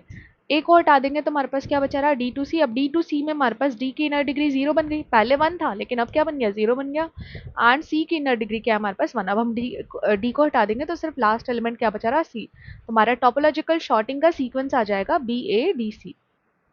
नेक्स्ट हमें निकालना है, हाँ यहाँ पे भी देखो टोपोलॉजिकल शॉर्टिंग का ही क्वेश्चन है। देखो यहाँ पे ये अगेन सबसे पहले तो क्या करनी है, सबकी इन डिग्री लिख लेनी है, ठीक है। सबकी इन डिग्री लिखने के बाद देखो जैसे कि यहाँ पे वर्टेक्स ए है तो इसकी इन डिग्री क्या हमारे पास 0 है, तो सबसे पहले ए को हटाया हमने। ए को हटाया तो हमारे पास देखो ये बचा, ये जो बी पे हमारे पास इन डिग्री 1 आ रही थी, लेकिन ए के हट जाने के बाद बी की इन डिग्री क्या हो गई, 0 हो गई। तो फिर हम बी को हटाएंगे तो हमारे पास क्या बचा, C D E. C D E में हमारा किसकी डिग्री जो है हमारी 0 बन गई, सी की। सो सी को हटाया तो हमारे पास क्या बचा, ई। तो यहाँ पे हमारी टोपोलॉजिकल शॉर्टिंग क्या हो गई, A B C D and E. अब नेक्स्ट है हमारे पास लॉन्गेस्ट पाथ। देखो लॉन्गेस्ट पाथ में देखो ये हमारे पास एक क्वेश्चन दे दिया गया है, हमें इसका निकालना है लॉन्गेस्ट पाथ, ठीक है, या लॉन्गेस्ट रूट मान लो कभी क्वेश्चन में दे दिया जाए तो आपको एक सोर्स नोड दे देगा और डेस्टिनेशन नोड तो मेंशन रहेगा।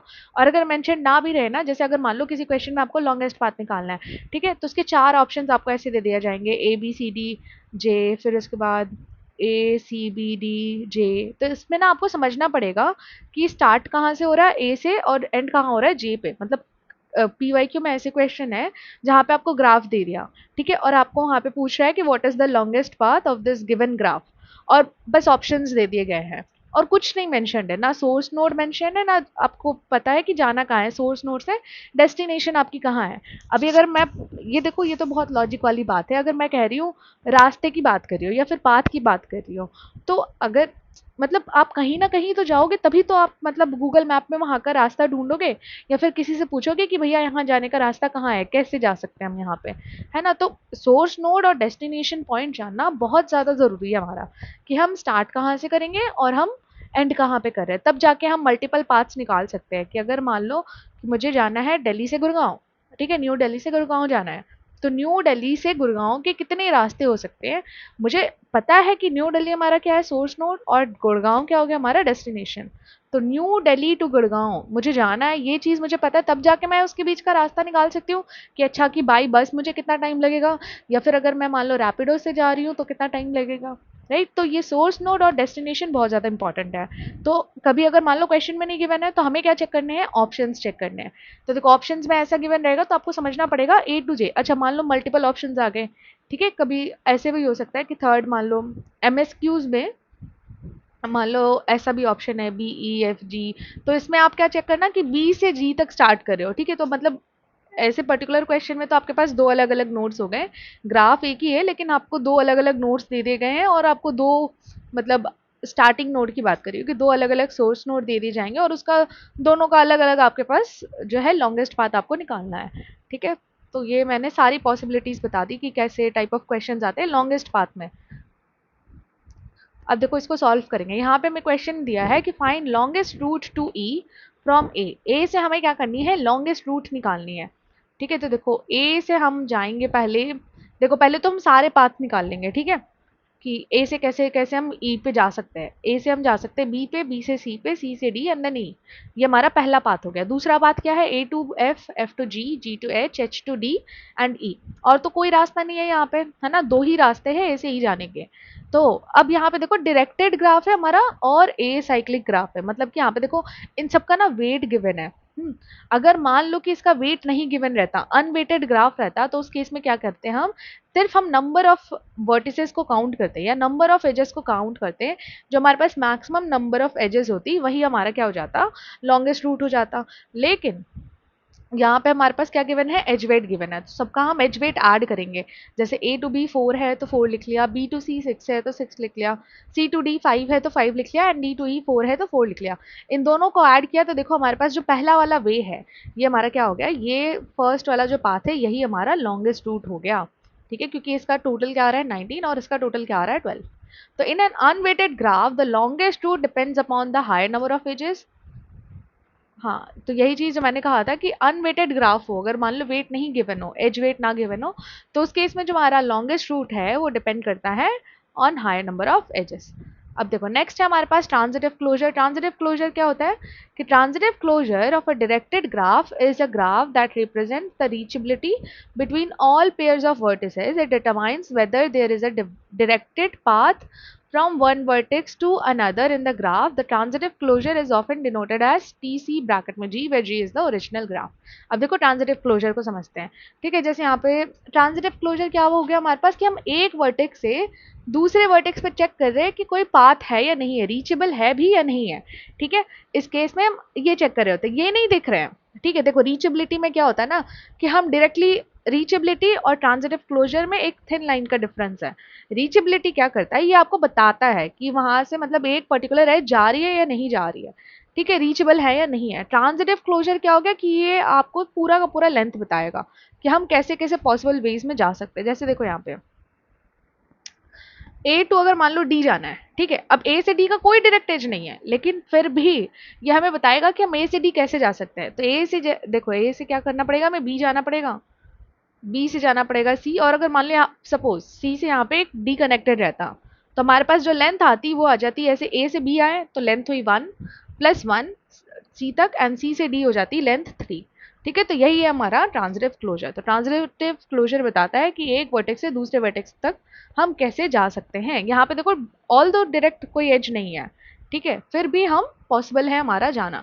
तो ऐसे आप सबके पेयर्स बना लो, यहाँ पे ए टू बी बना लो, ए टू सी बना लो, ए टू डी बना लो, सेम इसका रिवर्स बना लो, B to A, B to C, B to D, then मतलब आई होप ये समझ में आ गया होगा कि हम यहाँ पे क्या करेंगे, सबके पेयर्स बना लेंगे।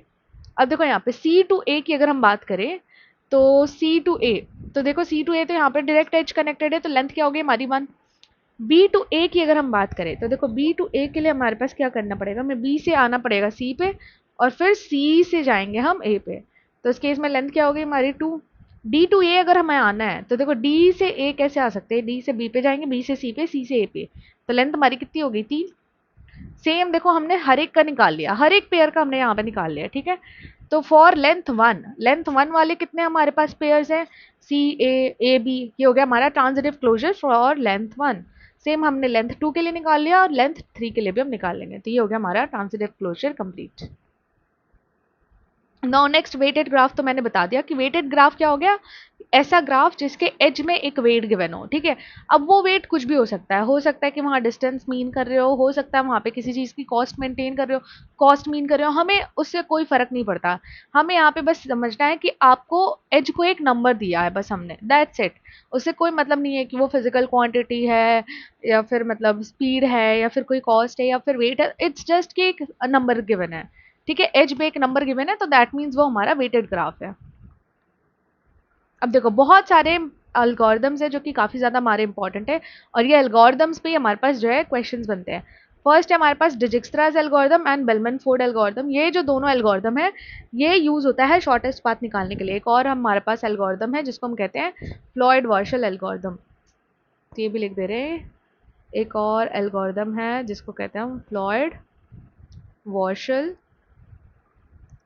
एल्गोरिदम, और ये भी हमारा शॉर्टेस्ट पाथ निकालने के लिए यूज होता है। तो शॉर्टेस्ट पाथ के लिए तीन एल्गोरिदम है, डिजिक्स्ट्रास, बेलमैन फोर्ड एंड फ्लॉयड वार्शल। और मिनिमम कॉस्ट स्पैनिंग ट्री निकालने के लिए दो एल्गोरिदम है, प्रिम्स एल्गोरिदम एंड क्रुशकल्स एल्गोरिदम। तो पहले आता है डिजिक्स्ट्रास एल्गोरिदम पे। देखो डिजिक्स्ट्रास एल्गोरिदम जो है, पहले हम इसकी प्रॉपर्टीज पढ़ेंगे क्योंकि बहुत इंपॉर्टेंट है, बहुत ज़्यादा इंपॉर्टेंट है। पीवाई क्यूज में आई थिंक दो तीन ऐसे पीवाई क्यूज है जिसमें इनकी प्रॉपर्टी बेस्ड क्वेश्चन जो है वो रिपीट हुई है, ठीक है। तो पहले तो डिजिक्स्ट्रास एल्गोरिदम समझेंगे। देखो डिजिक्स्ट्रास एल्गोरिदम जो होता है ये हमारा यूज होता है सिंगल सोर्स शॉर्टेस्ट पाथ निकालने के लिए, ठीक है। तो जहाँ पे भी क्वेश्चन में आया आपको मान लो एमएसक्यू या एमसीक्यू में कि Dijkstra's algorithm is used for single source shortest path, तो वो जाएगा हमारा करेक्ट, ठीक। पहली चीज तो ये। दूसरा कि जो डिजिक्स्ट्रास एल्गोरिदम है ये नेगेटिव एज वेट के साथ नहीं वर्क करता है। ये दो बहुत इंपॉर्टेंट प्रॉपर्टी है डिजिक्स्ट्रास की। अब देखो आते हैं यहाँ पे, देखेंगे कि क्वेश्चन कैसे सॉल्व करेंगे। हमें यहाँ पे ना शॉर्टेस्ट पाथ निकालना है और सोर्स नोड दे दिया गया है हमें ए, ठीक है। तो देखो शॉर्टेस्ट पाथ कैसे निकालेंगे हम, यहाँ पे मैं ए पे हूँ, ठीक है, और एज वेट दे दी गई है। ए से देखो कहाँ कहाँ जा सकते हैं, ये तो बी पे जा सकते हैं या तो एफ पे जा सकते हैं। तो स्मॉलर कौन सा है, 2 और 4 में छोटा कौन सा है, बी छोटा है। मतलब ये जो बी पे जा रहा है ये वाला जो एज है ये छोटा है, तो हम क्या करेंगे इसको पिक करेंगे। तो A2 आ गए हम बी, ठीक। अब बी पे आ गए तो बी से देखो कहाँ जा सकते हैं, बी से हम एफ पे जा सकते हैं, बी से हम सी पे जा सकते हैं। लेकिन सी हमारा क्या है, ये बिगड़ है, और बी टू एफ क्या है हमारे पास स्मॉलर नंबर है, तो बी से हम आ जाएंगे एफ पे। एफ पे आ गए, अब एफ से देखो एफ से कहीं नहीं जा सकते, एफ से सिर्फ ई पे जा सकते हैं, तो हमारे पास ऑप्शन ही नहीं है, तो एफ से सिर्फ हम ई पे चले जाएंगे। अब ई से देखो, ई से भी कोई ऑप्शन नहीं है, तो हमें सी पे जाना पड़ेगा। सी पे आ गए, फिर सी से देखो, सी से भी कोई ऑप्शन नहीं है कहीं और जाने का, तो हमें आना पड़ा डी पे, ठीक है। तो अब अगर हमें शॉर्टेस्ट पाथ निकालना है तो हम क्या करेंगे, इनका जो एज वेट है इन सबको पूरा का पूरा हम टोटल प्लस कर देंगे, तो ये हो जाएगा 2 + 1 + 3 6 एंड 6 + 2 8 एंड 8 + 1 हमारे पास ये हो गया 9। ये हमारा आ गया शॉर्टेस्ट पाथ। ये जो एल्गोरिदम है हमारा ये फेल करता है जब हमारे एज वेट्स क्या हो जाए, नेगेटिव हो जाए। तो बस इस चीज का ध्यान रखना कि एज वेट्स नेगेटिव हो जाए तो डिजिक्स्ट्रास एल्गोरिदम जो है ये फेल कर जाता है। दूसरा है हमारे पास bellman Ford algorithm.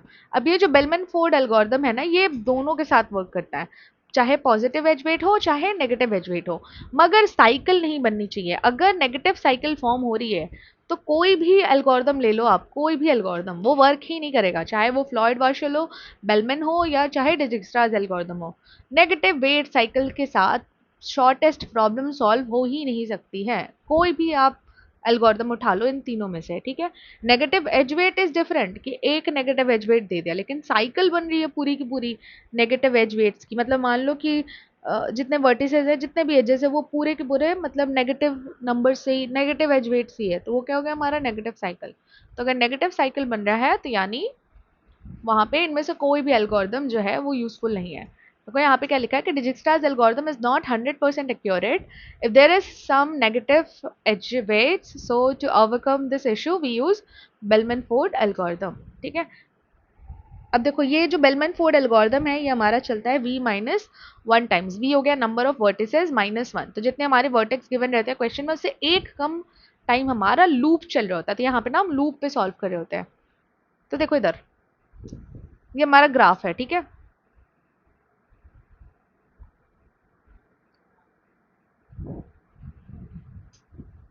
Just give me a second.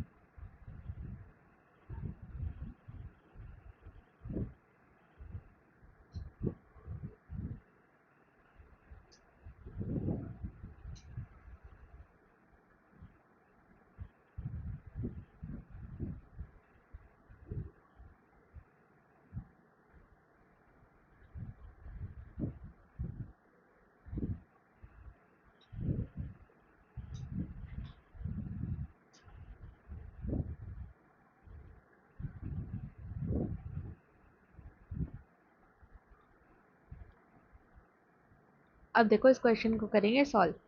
ये हमें ग्राफ दे दिया गया है, ठीक है। तो हमारे पास देखो कितने वर्टेक्स है, 4 वर्टेक्स है, ठीक।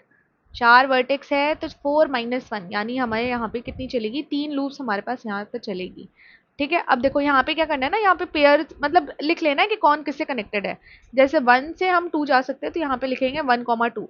इट सिंपली मीन्स कि 1 से हम 2 जा सकते हैं। या फिर आप एक काम करो, यहाँ पे आरो ही बना लेते हैं हम, तो ज़्यादा बेटर रहेगा फॉर बेटर अंडरस्टैंडिंग।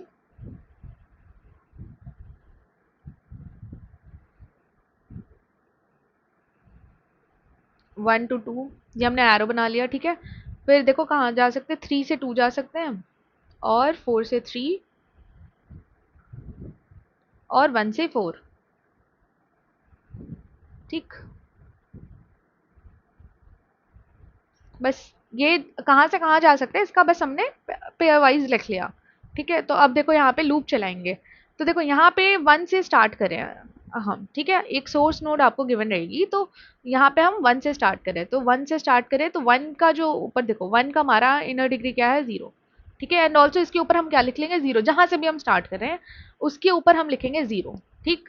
अब ये 0 है, लेकिन जो बाकी जितने भी वर्टिसेस है हम इसको ऐसे समझेंगे कि 1 जो है, 1 से ये जितने भी वर्टेक्स है ना, ये काफी काफी ज्यादा दूर है। तो इन सब सारे वर्टेक्स के ऊपर हम लगा लेंगे इन्फिनिटी, इन सब पे हम ऐसे इन्फिनिटी लिखेंगे, ठीक है। अब देखो यहाँ पे, अब फर्स्ट हम यहाँ पे आते हैं फर्स्ट वाले वर्टेक्स पे। यहाँ पे हमारा 1 से 2 जा सकते हैं हम, ठीक है। तो अब यहाँ पे देखो 0 + 4, ठीक है। अब हमें क्या करना है, ये जो 1 के ऊपर पावर पावर नहीं है, ये मतलब समझो कि हम एक नंबर डिनोट कर रहे हैं। जैसे यहाँ पे एज को वेट दे रहे हैं ना, एज वेट क्या है कि एज को एक नंबर दे रहे हैं, तो वैसे यहाँ पे हम वर्टेक्स को एक नंबर दे रहे हैं, ये समझ लो। तो ये जो वर्टेक्स का नंबर है 0, तो अभी देखो 0 + 4 करेंगे हम, ठीक है। तो 0 + 4 करेंगे तो हमारे पास क्या आ जाएगा, 4, है ना। और 4 जो है वो इन्फिनिटी से छोटी होती है, तो इन्फिनिटी से छोटी होती है, तो यहाँ पे इन्फिनिटी कट होके क्या हो जाएगा, 2 के जो ऊपर है ये नंबर आ गया 4, ठीक।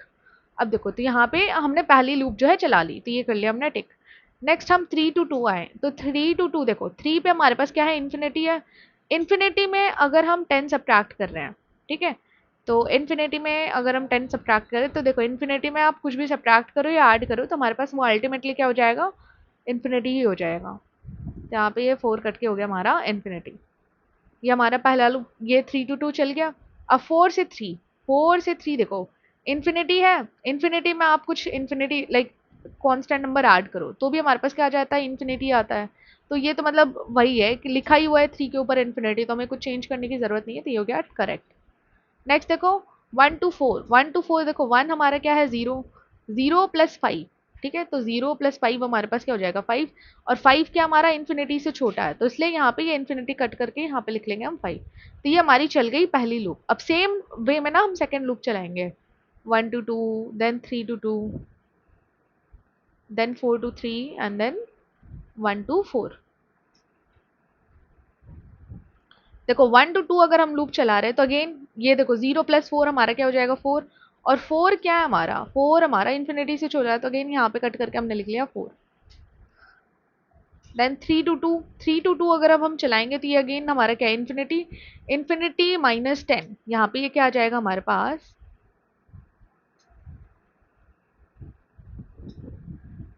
ये अगेन हमारा, अच्छा एक मिनट देखो यहाँ पे इन्फिनिटी में से अगर हम 10 सब्ट्रैक्ट करेंगे तो आएगा हमारा इन्फिनिटी, ठीक है, लेकिन जो 2 के ऊपर नंबर लिखा हुआ है ये जो है ना ये नंबर इन्फिनिटी से छोटा है, तो अगर छोटा है तो उसको हम एज इट इज रहने देंगे। अगर ऐसा कुछ रहता है कि ये इन्फिनिटी से भी बड़ा है कोई नंबर, मान लो सपोज कि 2 के ऊपर जो पावर है ये इन्फिनिटी से भी बड़ी है, तो हम वहां पे कट करके रिप्लेस करते। लेकिन ये क्या है जो 4 आया हमारा ये इन्फिनिटी से छोटा है, तो ये ना ये चेंज नहीं होगा, ये हमारा इस केस में भी ना वैसे ही रहेगा, मतलब ये पहले जैसे था 4 वही रहेगा।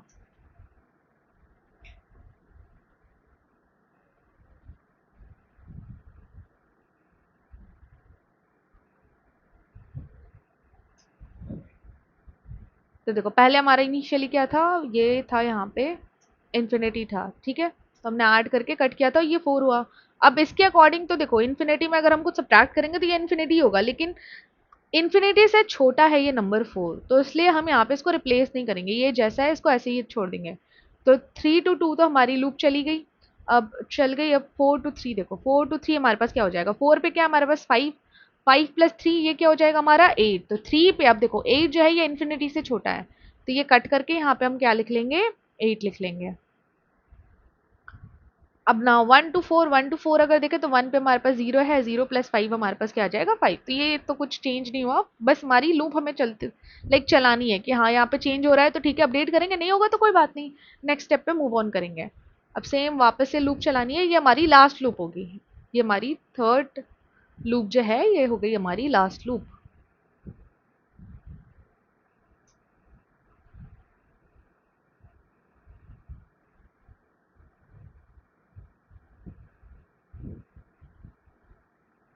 अब देखो यहाँ पे अगेन 1 to 2 करेंगे तो 0 प्लस 4 हमारे पास 4 ही होगा, तो मतलब कोई चेंज नहीं करना है, ठीक है। अब देखो यहाँ पे 3 to 2, अब यहाँ पे देखो 3 पे क्या है 8, और 8 माइनस 10 क्या होता है हमारे पास -2। अभी देखो यहाँ पे अगर 4 से बड़ा नंबर आता ना तो हम उसको चेंज नहीं करते, 4 ही हमारा रहता, लेकिन ये जो -2 है ये 4 से छोटा है, तो 4 से अगर छोटा है तो अब हम 4 को कट करके यहाँ पे क्या लिखेंगे -2 लिख लेंगे, हो गया। अब 4 to 3 अगर आए तो 4 पे देखो 5 है तो 5 प्लस 3 ये 8 ही आ रहा है same to same. Next 1 to 4 अगर आए तो ये 0 प्लस 5 हमारे पास 5 ही आ रहा है। तो अब देखो अब जो इनके ऊपर जितने भी नंबर्स है ना तो ये 0 प्लस -2 प्लस 5 प्लस 8 इन सबको ऐड करेंगे तो हमारे पास क्या आ जाएगा शॉर्टेस्ट पाथ आ जाएगा, ठीक है। तो ये तो हो गया हमारा बेलमैन फोर्ड एल्गोरिदम। नेक्स्ट है हमारे पास फ्लॉयड वॉशल एल्गोरिदम।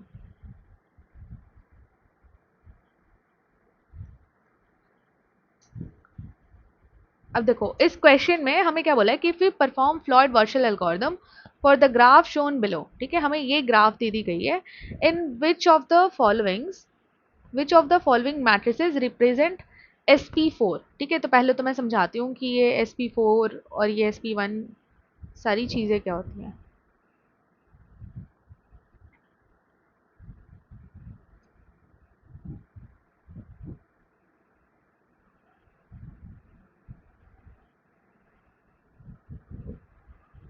देखो फ्लॉयड वॉशल एल्गोरिदम में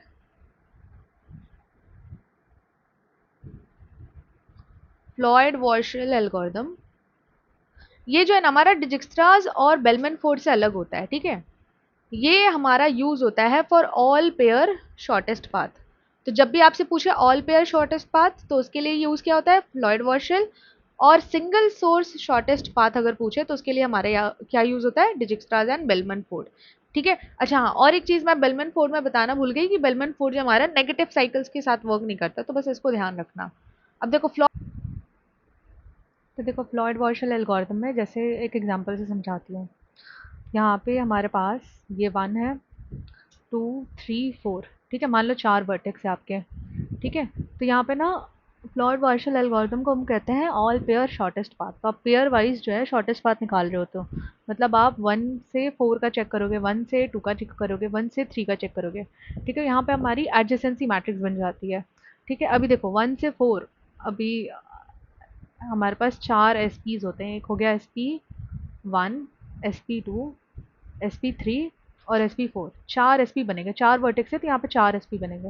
अब देखो SP1 का मतलब क्या हो गया ना, कि अगर 1 से 4 में डायरेक्ट एज है तो हम वहाँ पे डायरेक्ट जो हमारा एडजेसेंसी मैट्रिक्स होगा, अगर आपसे SP1 का देखो 4 अलग मैट्रिक्स बनेगी, ठीक है। ये 4 अलग अलग मैट्रिक्स की बात कर रही हूँ। तो जब आपसे SP1 मैट्रिक्स के बारे में पूछे तो वहाँ पे अगर आप देखो 1 से 4 की अगर आपके पास डायरेक्ट एज होगी तो वो लिख लेना है, और अगर नहीं होगी तो इन्फिनिटी लिखना है, ठीक है। SP2 पे आते हैं, ये हो गया पहला मैट्रिक्स। SP2 मैट्रिक्स अगर आपसे क्वेश्चन में पूछे है, ठीक है, तो SP2 के केस में क्या होगा कि अगर आपका जो मतलब 1 से 4, जैसे मान लो कि जैसे हम ट्रांजिटिव क्लोजर निकालते हैं, है ना, कि हम चेक करते हैं कि ये 1 से 3 जो है, ये 3 हम कैसे जा सकते हैं। अगर मान लो डायरेक्ट एज ना भी हो तो 1 से 2, 2 से 4 एंड 4 से 3। तो सिमिलरली अब जो ये बाकी के मैट्रिक्स रहेंगे ना, ये ऐसे ही बनेंगे हमारे पास, ठीक है। तो अगर मैं SP2 की बात कर रही हूँ तो SP2 में क्या होगा कि हमारा जो अभी 2 से पहले कौन सा वर्टेक्स आ रहा है, 1। तो अगर डायरेक्ट एज है तो फिर हम डायरेक्ट एज लिख लेंगे, और अगर डायरेक्ट एज नहीं है हमारे पास तो हम क्या करेंगे, यहाँ पे डायरेक्ट एज अगर हमारा नहीं है तो हम क्या करेंगे कि हम देखेंगे जो जैसे मान लो आपको 1 से जाना है 4, ठीक है, फॉर एग्जाम्पल, या फिर मान लो 3 से जाना है 4। हाँ, 3 से जाना है 4। अब 3 से डायरेक्ट वे नहीं है आपका 4 जाने का, डायरेक्ट एज नहीं है। अगर आप चेक कर रहे हो कि 3 से आप 1 जा सकते हो, 1 से 4 जा सकते हो, तो उस केस में क्या लिखेंगे हम, 3 से 1 का मान लो एज वेट लिखा होगा 1, और 3 से 4 का एज वेट लिखा होगा 2, तो ये 1 + 2 एज वेट क्या आ जाएगा हमारा 3। एंड अगर पॉसिबल है कि 3 से 2 जा सकते हो एंड देन 2 से 1 एंड देन 4, तो इस केस में ना ये हमारा पॉसिबल ही नहीं होगा, क्योंकि मैं क्या कह रही हूँ कि ये 1 को ही क्रॉस करना चाहिए सिर्फ, ठीक है। अभी देखो, अभी बस समझने की कोशिश करो, अभी क्वेश्चन करेंगे तो और अच्छे से क्लैरिटी हो जाएगी। SP3 के केस में हो जाएगा ये 1, 2, मतलब 1 वाले वर्टेक्स को क्रॉस करना चाहिए, 2 वाले वर्टेक्स को क्रॉस करना चाहिए बस, और कोई वर्टेक्स को क्रॉस नहीं करना चाहिए। डायरेक्ट टच है तो डायरेक्ट लिखेंगे, और वरना क्रॉस करा है तो सिर्फ ये 1 और 2 एप्लीकेबल है एंड नथिंग एल्स। SP4 के केस में हो जाएगा 1, 2 एंड 3, ये 3 वर्टेक्स जो हमारे इसको क्रॉस करके जाए तो ठीक है, लेकिन और किसी वर्टेक्स को लाइक क्रॉस नहीं करना चाहिए। अच्छा, SP4 तो ये तो लास्ट ही हो गया हमारे पास, यानी कि 1, 2, 3 तीनों को क्रॉस करके जाए तो भी हमें कोई प्रॉब्लम नहीं है, ठीक है। अब देखो जो हमारा क्वेश्चन है,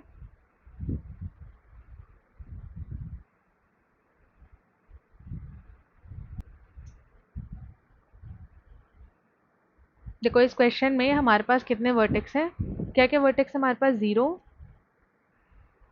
1, 2, 3, 4, 5, है ना। 6 वर्टेक्स है हमारे पास। तो यहाँ पे देखो जो हमारी SP भी बनती है ना, ये देखो, ये हमें क्वेश्चन में SP4 पूछा है, लेकिन मैं यहाँ पे सारा एक्सप्लेन कर रही हूँ।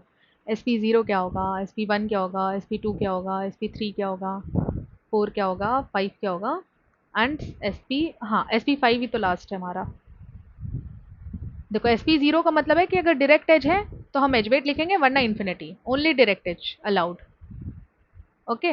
SP1 में 0 एंड 0 अलाउड है, सिर्फ 0, ओके, कि अगर 0 को क्रॉस करके जा रहा है तो या तो डायरेक्ट एज होनी चाहिए या तो 0 को क्रॉस करके जाना चाहिए, तो हम कहेंगे कि हाँ वहाँ पे हम उसका एज वेट लिखेंगे, और एल्स इन्फिनिटी। SP2 के केस में ये 1, 2 हो जाएगा, SP3 के केस में ये हो जाएगा 1, 2, अच्छा नहीं वेट, SP2 के केस में ये हमारे पास हो जाएगा 0, 1, ठीक है। SP3 के केस में हो जाएगा ये हमारे पास 0, 1, 2। SP4 के केस में हो जाएगा ये हमारे पास 0, 1, 2, 3, एंड SP4 के केस में हो जाएगा 0, 1, 2, 3, 4, ठीक है। अब देखो यहाँ पे इसका मतलब ये हो गया, इस मैट्रिक्स को ध्यान से देखते हैं, ठीक है। यहाँ पे 0 to 0 मतलब सेल्फ लूप तो नहीं बन रही है, तो ये इन्फिनिटी। अब देखो 0 to 1, 0 to 1 हम नहीं जा सकते हैं, तो यहाँ पे क्या हो गया, इन्फिनिटी। इवन आप यहाँ से देखो 0 से कोई और रास्ता भी नहीं है, डायरेक्ट एज भी नहीं है और कोई और रास्ता भी नहीं है, तो यहाँ पे इन्फिनिटी। 0 to 2 देखो, 0 से 2, अब 0 से कोई आउटवर्ड डिग्री ही नहीं है तो कहाँ ही जाएंगे हम, ना 2 पे जा सकते हैं, ना 3 पे, ना 4 पे, ना 5 पे। ये तो बहुत ईजी हो गया फर्स्ट लाइन। सेकंड पे आते हैं, देखो फर्स्ट सेकंड पे हमारा क्या है कि 1 से 0, ये 1 है हमारा, 1 से 0 देखो डायरेक्ट एज है, तो हमने लिख दिया यहाँ पे एज वेट 1। देखो 1 से 1 सेल्फ लूप तो नहीं बन रही है तो इन्फिनिटी। ये बस ध्यान रखना कि एडजेसेंसी मैट्रिक्स में हम 0 लिखते हैं इस चीज के बदले में, यहाँ हम क्या लिखेंगे, इन्फिनिटी लिखेंगे। 1 to 2 देखो, 1 से 2 पे जा सकते हैं क्या, देखो 1 से 3 पे जाना पड़ेगा, 3 से 5 पे, 5 से 4 पे, 4 से 2 पे, है ना, तो 1 से हम 2 पे जा तो सकते हैं, इट इज रीचेबल फ्रॉम 1 से 2 जो है ये हमारा रीचेबल तो है, लेकिन हम जा नहीं सकते, क्यों, क्योंकि मैंने क्या बोला, यहाँ पे हमें क्वेश्चन में SP4 पूछा है, तो ये 1 से 3 को क्रॉस कर रहा है, दैट्स फाइन, लेकिन 3 से ये 5 पे आ रहा है, 5 क्रॉस नहीं करना चाहिए। देखो 3 से अगर यहाँ पे 4 तक भी कोई वे, मतलब मान लो वे रहता कि 1 to 3, 3 to 4 and then 4 to 2, तो भी ये हमारे लिए चल जाता, तो हम मतलब कहते कि हाँ हम इस वाले पाथ को कंसिडर कर सकते हैं, लेकिन ये क्या कर रहा है, हमारे पास 3 को क्रॉस कर रहा है, यहाँ तक भी कोई समस्या नहीं है, लेकिन ये 5 को क्रॉस कर रहा है, ये हमारी समस्या बन जा रही है। ठीक है, ये 5 को क्रॉस करके 4 को क्रॉस करके फिर 2 पे आ रहा है, तो 3 4 के लिए तो कोई प्रॉब्लम नहीं है, ये जो 5 आ गया ना बीच में क्रॉस करके, ये प्रॉब्लमेटिक है। तो बेसिकली तो ये क्या हो गया कि ये जो 1 है, 1 से हम 2 रीच नहीं कर सकते, तो ये हमारी इन्फिनिटी बन गई। अब देखो देन आते हैं हमारे पास 1 से 3 पे, 1 से 3 की अगर हम बात करें तो 1 ये है, 1 से 3 तो डायरेक्ट एच है तो 2। अच्छा 1 से 4 पे, 1 से 4 कहाँ है, ये है ना, तो 4 पे कैसे जा सकते हैं, 1 से गए 3 पे, 3 से गए 5 पे, 5 से गए 4 पे, अगेन यहाँ पे देखो 3 और 3, तो 3 तक लाइक कंफर्टेबल था, लेकिन ये 5 को क्रॉस कर रहा है, तो ये अगेन रीचेबल नहीं है, तो इन्फिनिटी। देन 1 to 5 जाना है हमें, है ना, तो 1 to 5 कैसे जा सकते हैं, 1 से 3, 3 से 5। अब देखो यहाँ पे 1 से 3 एंड 3 से 5, 5 हमारा डेस्टिनेशन पॉइंट है, 5 को क्रॉस नहीं करा है हमने, क्रॉस किसको करा है हमने, 3 को क्रॉस करा है ना, ये बीच में हमारा कौन सा वर्टेक्स क्रॉस हो रहा है, 3 क्रॉस हो रहा है, तो देखो 1 से 5 का हमारे पास एज वेट आ जाएगा 2 प्लस -5, 2 -5 क्या होता है, -3, तो यहाँ पे ये इन्फिनिटी के बदले में -3 होना चाहिए, तो देखो ये वाला ऑप्शन मतलब कि हमारा हो गया गलत। ठीक, नेक्स्ट देखो यहाँ पे भी हमारा -3 मेंशन नहीं है, तो ये भी ऑप्शन गलत। इस पे देखो यहाँ -3 मेंशनड है और इस वाले ऑप्शन में -3 मेंशनड है, तो ये लास्ट के दो ऑप्शंस में -3 मेंशनड है। अब देखो चेक करते हैं एक एक करके। अच्छा ये देखो 2 से 0, अब 2 से 0 का देखते हैं। 2 से 0 हमारे पास डायरेक्ट एज वेट क्या है, -4। ठीक है, तो यहाँ पे देखो लिखा भी है -4, इस लास्ट वाले में नहीं लिखा हुआ है, तो ये गलत हो गया, बट फिर भी मैं यहाँ पे सारे पॉइंट्स डिस्कस करूंगी, ताकि ऐसे हमारे करेक्ट आंसर तो आ गया, लेकिन फिर भी मैं यहाँ पे ये सारा रो एक्सप्लेन करूंगी, ताकि आपको अच्छे से समझ में आए कि फ्लॉयड वॉर्शल एल्गोरिथम वर्क कैसे करता है। ठीक है, अब 2 से 1 पे देखो, 2 से 1, 2 से 1 पे डायरेक्ट एज वेट है, तो हमने लिख लिया 2। ठीक, एंड नेक्स्ट देखो 2 से इन्फिनिटी, अच्छा 2 से 2 सेल्फ मतलब सेल्फ लूप नहीं बन रहा, तो इन्फिनिटी। 2 से 3, 2 से 3 हमारा क्या है, 1 -1, तो देखो 2 से 3 डायरेक्ट एज वेट है, तो -1 लिख लिया। फिर 2 से 4 कुछ नहीं है, 2 से 4 इन्फिनिटी दिखा रहा है, देखो 2 से 4 जा सकते हैं हम, देखो 2 से हमें क्या करना पड़ता है, 3, 3 से 5, 5 से 4, फिर अगर हमारा 5 क्रॉस हो रहा है, तो ये तो हम नहीं जा सकते, तो इन्फिनिटी।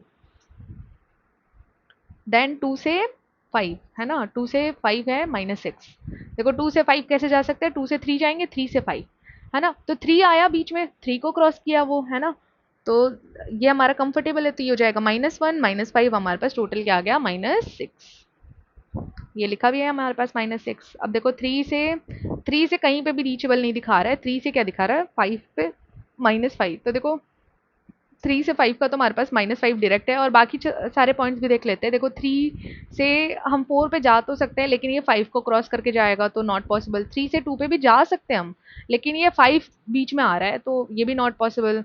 3 से 1 भी जा सकते थे इसी वे में, लेकिन अगेन 5 बीच में आ रहा है, तो नॉट पॉसिबल। 3 से 0 भी पॉसिबल था, लेकिन ये 5 आ रहा है बीच में, इसलिए नॉट पॉसिबल, तो सारा हमने इन्फिनिटी लिखा है। ओके, एंड 4 से देखो, 4 से 0 का है 0, तो देखो चेक करते हैं यहाँ पे 4 से 0 कैसे जा सकते हैं, ये 4 है, 4 से आएंगे 2 पे, 2 से जाएंगे 0 पे, तो ये हो गया 4 प्लस -4, ये क्या आ जाएगा हमारे पास 0, तो इसका एज वेट हो गया हमारा 0। ठीक है, तो हम यहाँ पे एज वेट को सम कर रहे हैं। देन 4 to 1, 4 to 1 हमारा क्या है 6, 4 to 1 देखो कैसे जाएंगे, 4 से 4 यहाँ ये 2 पे जाएंगे, 2 से 1। ठीक, तो ये क्या हो गया 4 प्लस 2 हमारे पास आ गया 6। 4 से 2 का है 4, तो ये तो डायरेक्ट एज ही है 4 से 2 की। नेक्स्ट 4 से 3 का, 4 से 3 देखो, 4 से 3 भी डायरेक्ट एज वेट है, तो ये हो गया 7। अच्छा नहीं, एक मिनट, 4 से 3 का क्या लिखा है यहाँ पे, 3। अब देखो 4 से देखो 4 से 3 कैसे कैसे जा सकते हैं। एक तो ये है कि डायरेक्ट एज वेट है 7, और दूसरा क्या है कि 4 से 2 पे जाओ, 2 से 3 पे जाओ। तो देखो अब इन दोनों में ना आपको कंपेयर करना पड़ेगा कि शॉर्टर कौन सा है। जैसे 4 से डायरेक्ट वाला जो एज है ये 7 है, लेकिन अगर आप 4 से 2 गए, 2 से 3 गए, तो ये 4 माइनस 1, 4 प्लस माइनस 1 करेंगे तो ये क्या आ जाएगा हमारे पास, 3। तो 3 और 7 में छोटा क्या है, 3 है। तो हमारे पास हम एज वेट क्या लिख लेंगे, 3 लिख लेंगे। ठीक, ये चीज़ हमारे यहाँ पे लिखा हुआ है। एंड 4 टू 5 है -2, 4 टू 5 ये है 5। तो देखो 4 से 5 कैसे जा सकते हैं, 4 से गए 3 पे, 3 से गए यहाँ पे 5 पे, तो ये क्या हो जाएगा, और ये क्या हो जाएगा, 7 माइनस 5 आ गया -2। अच्छा अगर ये वाला पाथ लेते तो ये हमारा बड़ा हो जाता, ठीक है, 4 से 2, 2 से 3। तो इंस्टेड हमने क्या ले लिया, ये वाला पाथ ले लिया। अच्छा सेम ही आता है एक्चुअली, ये -3 हो जाता, नहीं 3 हो जाता, और 3 माइनस 5 2, और ये वाला भी लोगे तो 2 ही, -2 ही आ रहा है, तो हमारा एच वेट यहाँ पे क्या रहा, -2। अब देखो 5 से ये सारा इन्फिनिटी है, 5 से सिर्फ 4 हमारा 6 है। तो देखो 5 टू 4 6 हमारे पास डायरेक्ट एच है, तो ये हो गया 6।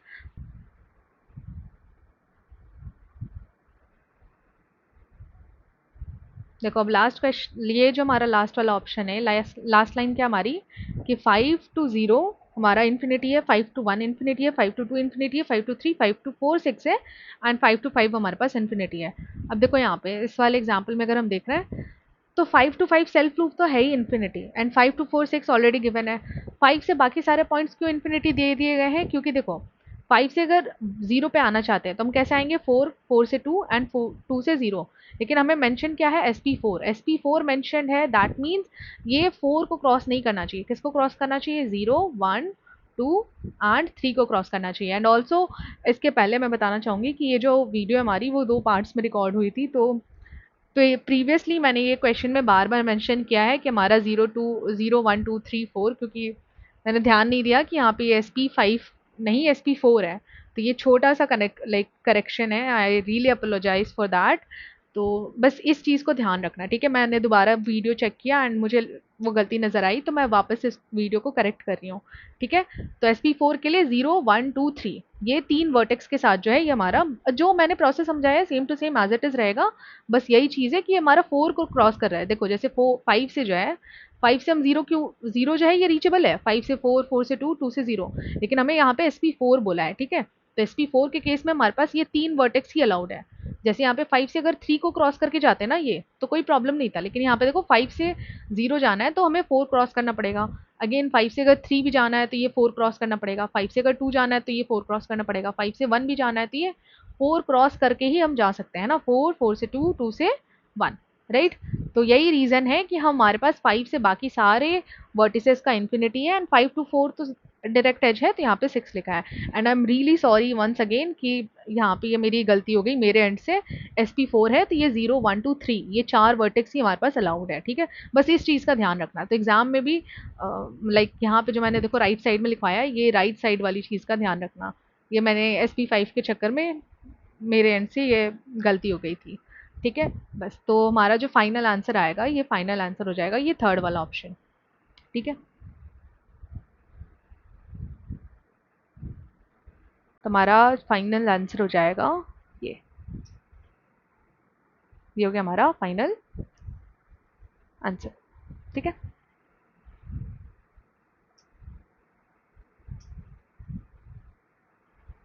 तो ये हो गया हमारा फ्लॉयड वार्शल एल्गोरिथम कंप्लीट। अब देखो नेक्स्ट है हमारे पास, तो ये 3 एल्गोरिदम ही थे, ठीक है। तो अब मैं समअप कर दे रही हूँ। डिजिक्स्ट्राज एल्गोरिदम हमारे यूज़ होता है सिंगल सोर्स शॉर्टेस्ट पाथ के लिए। Then Bellman Ford algorithm use होता है हमारे पास again single source shortest path के लिए, लेकिन Dijkstra's algorithm negative edge weight के साथ वर्क नहीं करता। Bellman Ford algorithm negative edge weight के साथ वर्क करता है, बट नेगेटिव साइकिल्स के साथ कोई भी एल्गोरिदम वर्क नहीं करता है, ठीक। और जो हमारा फ्लॉयड वार्शल एल्गोरिथम है, ये हमारा pair wise like all pair shortest path निकालने में यूज होता है। तो बस इसको ध्यान रखना। नेक्स्ट हमारे पास स्पैनिंग ट्री। देखो स्पैनिंग ट्री कुछ नहीं है। स्पैनिंग ट्री अगर हम बताएं कि एक पेड़ है और इस पेड़ को, या फिर एक लकड़ी ले लो और उस लकड़ी को आप थोड़ा छोटा छोटा कर करके तोड़ रहे हो, ठीक है, बस ऐसी सी चीज़ है। या फिर आपको मैं अच्छा और एग्जाम्पल समझाऊं तो आपने मैच स्टिक से, ठीक है, ऐसे बचपन में हम गेम्स खेलते थे ना कि हमने मैच स्टिक ले ली और ऐसे डायमंड शेप बना लिया। अब आप एक बार ये वाला जो एज है इसको हटा रहे हो, ठीक है, फिर आप एक बार ये वाला एज हटा रहे हो, ठीक है, तो एक बार आपने एज ये वाला एज हटाया तो आपके पास क्या बचा रहा, ये बचा रहा, है ना, ये वाला एज आपका हट गया यहाँ पे जो बीच में था, ठीक है। फिर आप अगर ये वाला एज हटाओगे तो ये फिगर क्या बन जाएगा, ऐसा बनेगा हमारा फिगर, ये वाला तो एज हमारा हट गया। तो बस यही चीज़ है। तो ये जो मेन आपके पास आपने मैच स्टिक से बना लिया एक क्लोज फिगर, और आप एक एक मैच स्टिक अगर हटा रहे हो तो वो क्या हो जाएंगी, आपकी स्पैनिंग ट्रीज हो जाएंगी। नेक्स्ट देखो, यही चीज़ मैंने यहाँ पे भी समझाई है कि हमारा मेन ग्राफ होता है, और इसी मेन ग्राफ को हम क्या करते हैं, एक एक एज को अगर हम हटाते हैं तो ये इसकी क्या बन जाती है, हमारी स्पैनिंग ट्रीज बन जाती है। ठीक है, इन्हीं को क्या कहते हैं हम, स्पैनिंग ट्रीज। अभी देखो हमारे पास total number of possible spanning trees का फॉर्मूला है, क्योंकि ये तो छोटा ग्राफ है, तो छोटा ग्राफ में स्पैनिंग ट्री हम मैनुअली भी निकाल सकते हैं, लेकिन अगर बहुत बड़ा ग्राफ है, बहुत ज्यादा वर्टिसेस हो, बहुत ज्यादा एजेस हो, तो आप कितना रिमूव करोगे, है ना, पॉसिबल नहीं है। तो हमारे पास फॉर्मूला क्या है, ई सी वी माइनस वन। ये सी जो है हमारा, ये कॉम्बिनेशन के लिए यूज होता है। कॉम्बिनेशन का हमारे पास फॉर्मूला होता है NCR is equals to n factorial by r factorial into n minus r factorial. तो ये ई जो है हमारा, ये h को डिनोट करता है, और ये v जो है हमारा वर्टेक्स को डिनोट करता है, माइनस नंबर ऑफ साइकिल्स। ठीक है, तो ये याद रखना, E C V minus one minus number of cycle. जैसे इसमें हमारे पास एक साइकिल बन रही है, ठीक है, अगर यहाँ पे मान लो एफ से सी एक एच कनेक्टेड रहती तो ये दो साइकिल बन रही होती। तो यहाँ पे देखो मैंने एक एग्जाम्पल से समझाया था कि अगर हमारे पास 8 एजेस है और 6 वर्टेक्स है, तो 6 माइनस वन हमारे पास आ गया 5। तो यहाँ पे हमने निकाला है कॉम्बिनेशन, फाइनल आंसर आया हमारा 53। अच्छा अगेन यहाँ पे 3 अगर मान लो साइकिल्स है, तो इसमें से हमने 3 को सब्ट्रैक्ट करा, तो 56 माइनस 3, फाइनल आंसर क्या आ गया, 53। अब देखो, अब ये जो हमारे पास स्पैनिंग ट्री आता है ना, तो इस स्पैनिंग ट्री में भी, क्योंकि ये एज वेट वाले ग्राफ्स होते हैं, है ना, वेटेड एज वाले ग्राफ्स होते हैं, तो इन सबका एक एक एज वेट लाइक गिवन रहता है। ये जितनी भी एजेस हैं इनकी एज वेट तो गिवन रहेगी। अब इसमें से मतलब बहुत सारे स्पैनिंग ट्री आए, इसमें से आप ऐसा स्पैनिंग ट्री देखते हो जिनका जो ये एज वेट आप सम करोगे ना, तो वो सबसे मिनिमम आए, मतलब ये इन सबकी जितनी भी वैल्यू आएगी ना, उन सब में से सबसे क्या आए, मिनिमम आए। तो उसी को क्या कहते हैं, मिनिमम कॉस्ट स्पैनिंग ट्री। इसके दो फॉर्मुलाज है हमारे पास, एक तो प्रिम्स एल्गोरिथम और दूसरा है हमारे पास क्रुस्कल एल्गोरिथम। तो देखो पहले हम प्रिम्स एल्गोरिथम समझेंगे। तो प्रिम्स एल्गोरिथम क्या है कि देखो यहाँ पे जैसे हम स्टार्ट करें मान लो 1 से, ठीक है, तो 1 से अगर हम स्टार्ट कर रहे हैं तो क्या करेंगे कि ये स्पैनिंग ट्री बना रहे हैं। स्पैनिंग ट्री का रूल है कि क्लोज फिगर नहीं होना चाहिए, कोई भी एल्गोरिथम यूज कर लो, बस इस चीज का ध्यान रखना है कि क्लोज्ड फिगर नहीं बनना चाहिए। अब देखो 1 से स्टार्ट करें, तो 1 से हम या तो 10 पे जाएंगे या तो 28, मतलब ये दो ही कनेक्टेड है हमारे पास एज। तो 10 और 28 में छोटा क्या है, 10 है, तो हमने यहाँ पे 1 से 6 पे आ गए और इसका एज वेट लिख लिया हमने 10। ठीक है, अभी भी हमारा 1 से 2 जो है ये बाकी है, अभी भी ये हमने हाथ में रखा है कि अगर ये छोटा पड़ेगा ना तो हम फिर बाद में इसी से जाएंगे, 1 से 2 वाली लाइन जो है इसको ड्रॉ करेंगे। तो इसको अभी तक हम रखे हुए हैं कि मतलब 1 से हमने 6 वाला पाथ चूज किया, लेकिन अगेन बैक इन हैंड हमारे पास अभी 1 to 2 28 बचा हुआ है। देन अगेन देखो 6 से कहाँ जा सकते हैं, 6 से 5 पे जा सकते हैं। 6 से जो 5 पे जा रहे हैं इसकी एज वेट क्या है हमारी 25। क्या 25 28 से कम है, हाँ कम है, तो हम इसको चूज करेंगे। अगर ऐसा होता कि ये हमारे पास कम वैल्यू होती, अगर इसकी 20 होती, तो हम ना ये 6 to 5 ना जाके 1 to 2 जा रहे होते हैं। ठीक है, अब देखो अगेन 5 पे आ गए हम, 5 से कहाँ जा सकते हैं, 7 पे एंड 4 पे। तो अब आप कंपेयर करोगे 22 पे, ये 24 पे, और जो प्रीवियस हमारा पहले का बचा हुआ था 28, अब इन तीनों पे कंपेयर करोगे तो छोटा क्या है 22, तो आप 5 से 4 गए, लेकिन अभी भी आपके पास क्या बचा है, ये 24 और 28 अभी भी बचा हुआ है। अब 4 पे आए, 4 से कहाँ जा सकते हो, 7 पे जा सकते हो, 3 पे जा सकते हो। अब आप जब कंपेयर करोगे 12 18 24 और 28, इन चारों पे कंपेयर करोगे, तो ठीक है, तो इन चारों में छोटा क्या हमारे पास 12, तो हम 4 से 3 गए। अब 3 पे आने के बाद देखो कहाँ कहाँ नहीं गए थे, 24 वाला रास्ता हमने नहीं चूज किया, 18 वाला रास्ता नहीं चूज किया, 28 वाला रास्ता नहीं चूज किया। तो ये अभी भी हमारे पास हैंड में है, और हम अभी भी कंसिडर कर सकते हैं अगर ये तीनों में से कोई भी हमारा छोटा वैल्यू आएगा जो भी न्यू एज वेट है, तो हम इनमें से ही किसी एक को चूज करेंगे। अभी देखो 3 to 2 हमारे पास क्या है 14, अच्छा नहीं 16, तो 16 जो है इन तीनों नंबर से छोटा है, तो हमने यहाँ पे 16 को ड्रॉ कर लिया। 16 से हम कहाँ आए, 2 पे आए। 2 से देखो कहाँ जा सकते हैं, 2 से 1 पे जा सकते हैं, 2 से 7 पे जा सकते हैं, लेकिन 2 से अगर 1 पे जाएंगे तो ये क्लोज्ड फिगर बन जाएगा, फिर ये स्पैनिंग ट्री नहीं बनेगी हमारे पास, है ना। तो 2 से हम क्या, अभी देखो 2 से 7 जा सकते हैं, लेकिन अगेन अभी 28 तो एक्सेप्टेबल नहीं है, तो क्या क्या बचा रहा था हमारा 18 24 और 14, इनमें से कंपेयर करेंगे तो हमारे पास स्मॉलेस्ट नंबर क्या है 14, तो 2 to 7 ये आ गया हमारे पास लास्ट। बस सारे वर्टेक्स हमारे कवर हो गए, है ना, और ये एक तो ऑब्वियसली हम नहीं कनेक्ट कर सकते हैं, राइट। तो हमारा फाइनल आंसर, फाइनल जो है मिनिमम कॉस्ट स्पैनिंग ट्री की जो वैल्यू आएगी वो क्या करेंगे, ये जो जितने भी एज वेट्स हैं इन सबको हम ऐड अप कर देंगे, तो ये आ जाएगा हमारा फाइनल आंसर।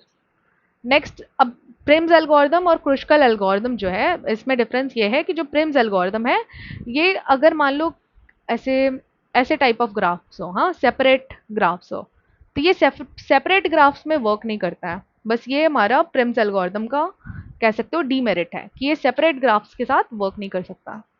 बाकी क्रुस्कल एल्गोरिदम जो है ये सेपरेट ग्राफ के साथ भी वर्क कर सकता है। अब देखो यही चीज लिखी है मैंने यहाँ पे कि Prim's is not use to find MCST for separated और not connected graph, so we use Kruskal algorithm. अभी देखो इस क्वेश्चन में अगर हम देखें तो यहाँ पर ना हम रैंडम ड्राइंग करते हैं, मतलब ये आप एकदम सबसे स्मॉलेस्ट नंबर से स्टार्ट करोगे और ड्राइंग करोगे, बस कुछ नहीं करना है यहाँ पे कि चूज करना है कि हाँ यहाँ जाए वहाँ जाए, बस आपको सबसे स्मॉलेस्ट वाला एज पकड़ना है। देखो स्मॉलेस्ट एज क्या है यहाँ पे, 1 से 6, तो आप यहाँ पर ड्रॉ कर लोगे 1 से 6। 10 सबसे स्मॉलेस्ट नंबर है। 10 के बाद क्या है, नेक्स्ट 12 है, तो 12 से हमने ड्रॉ कर लिया 4 to 3। ठीक है, 12 के बाद हमारे पास क्या है, 14 है, तो 14 हमने ड्रॉ कर लिया 7 to 2। ठीक, बस मेक श्योर करना है कि साइकिल ना बने। 14 के बाद क्या है, 16, तो हमने ये 2 to 3 ड्रॉ कर लिया 16। 16 के बाद क्या है, 18। अभी देखो 7 से 4 अगर हम जोड़ दें तो यहाँ पे ये साइकिल बन जाएगा, तो यानी भले ये 18 हमारा मतलब लाइक नेक्स्ट स्मॉलेस्ट नंबर है, लेकिन हम फिर भी इसको नहीं लेंगे। तो 18 के बाद क्या है, नेक्स्ट हमारे पास है 22, तो हमारे पास ये आ जाएगा 5 to 4 22। ठीक है, अब 22 के बाद क्या है, 24, तो ये 5 to 7 अगर हम कनेक्ट करेंगे तो अगेन क्लोज फिगर बन जाएगा, तो ये 24 नहीं ले सकते हैं, तो हम क्या लेंगे 6 to 5। 6 to 5 हो गया हमारे पास 25। ठीक है, फिर उसके बाद और 25 के बाद क्या है, 28। अब 28 भी नहीं ले सकते क्योंकि ये हमारा क्लोज फिगर बन जाएगा। बस अब क्या करना है, ये हमारे पास फाइनल स्पैनिंग ट्री आ गई। अब इनके एज वेट्स को ऐड कर देंगे तो हमारे पास एमसीएसटी की वैल्यू जो है ये आ जाएगी। ये हो जाएगा sum of all the weighted edges here. ठीक है, तो ये आ जाएगा हमारा फाइनल आंसर। ओके, तो बस ये इतना ही था हमारा वीक 11 का कंटेंट, और हमारे ये पूरा सिलेबस जो है ये हो गया complete. So that's it for today, thank you.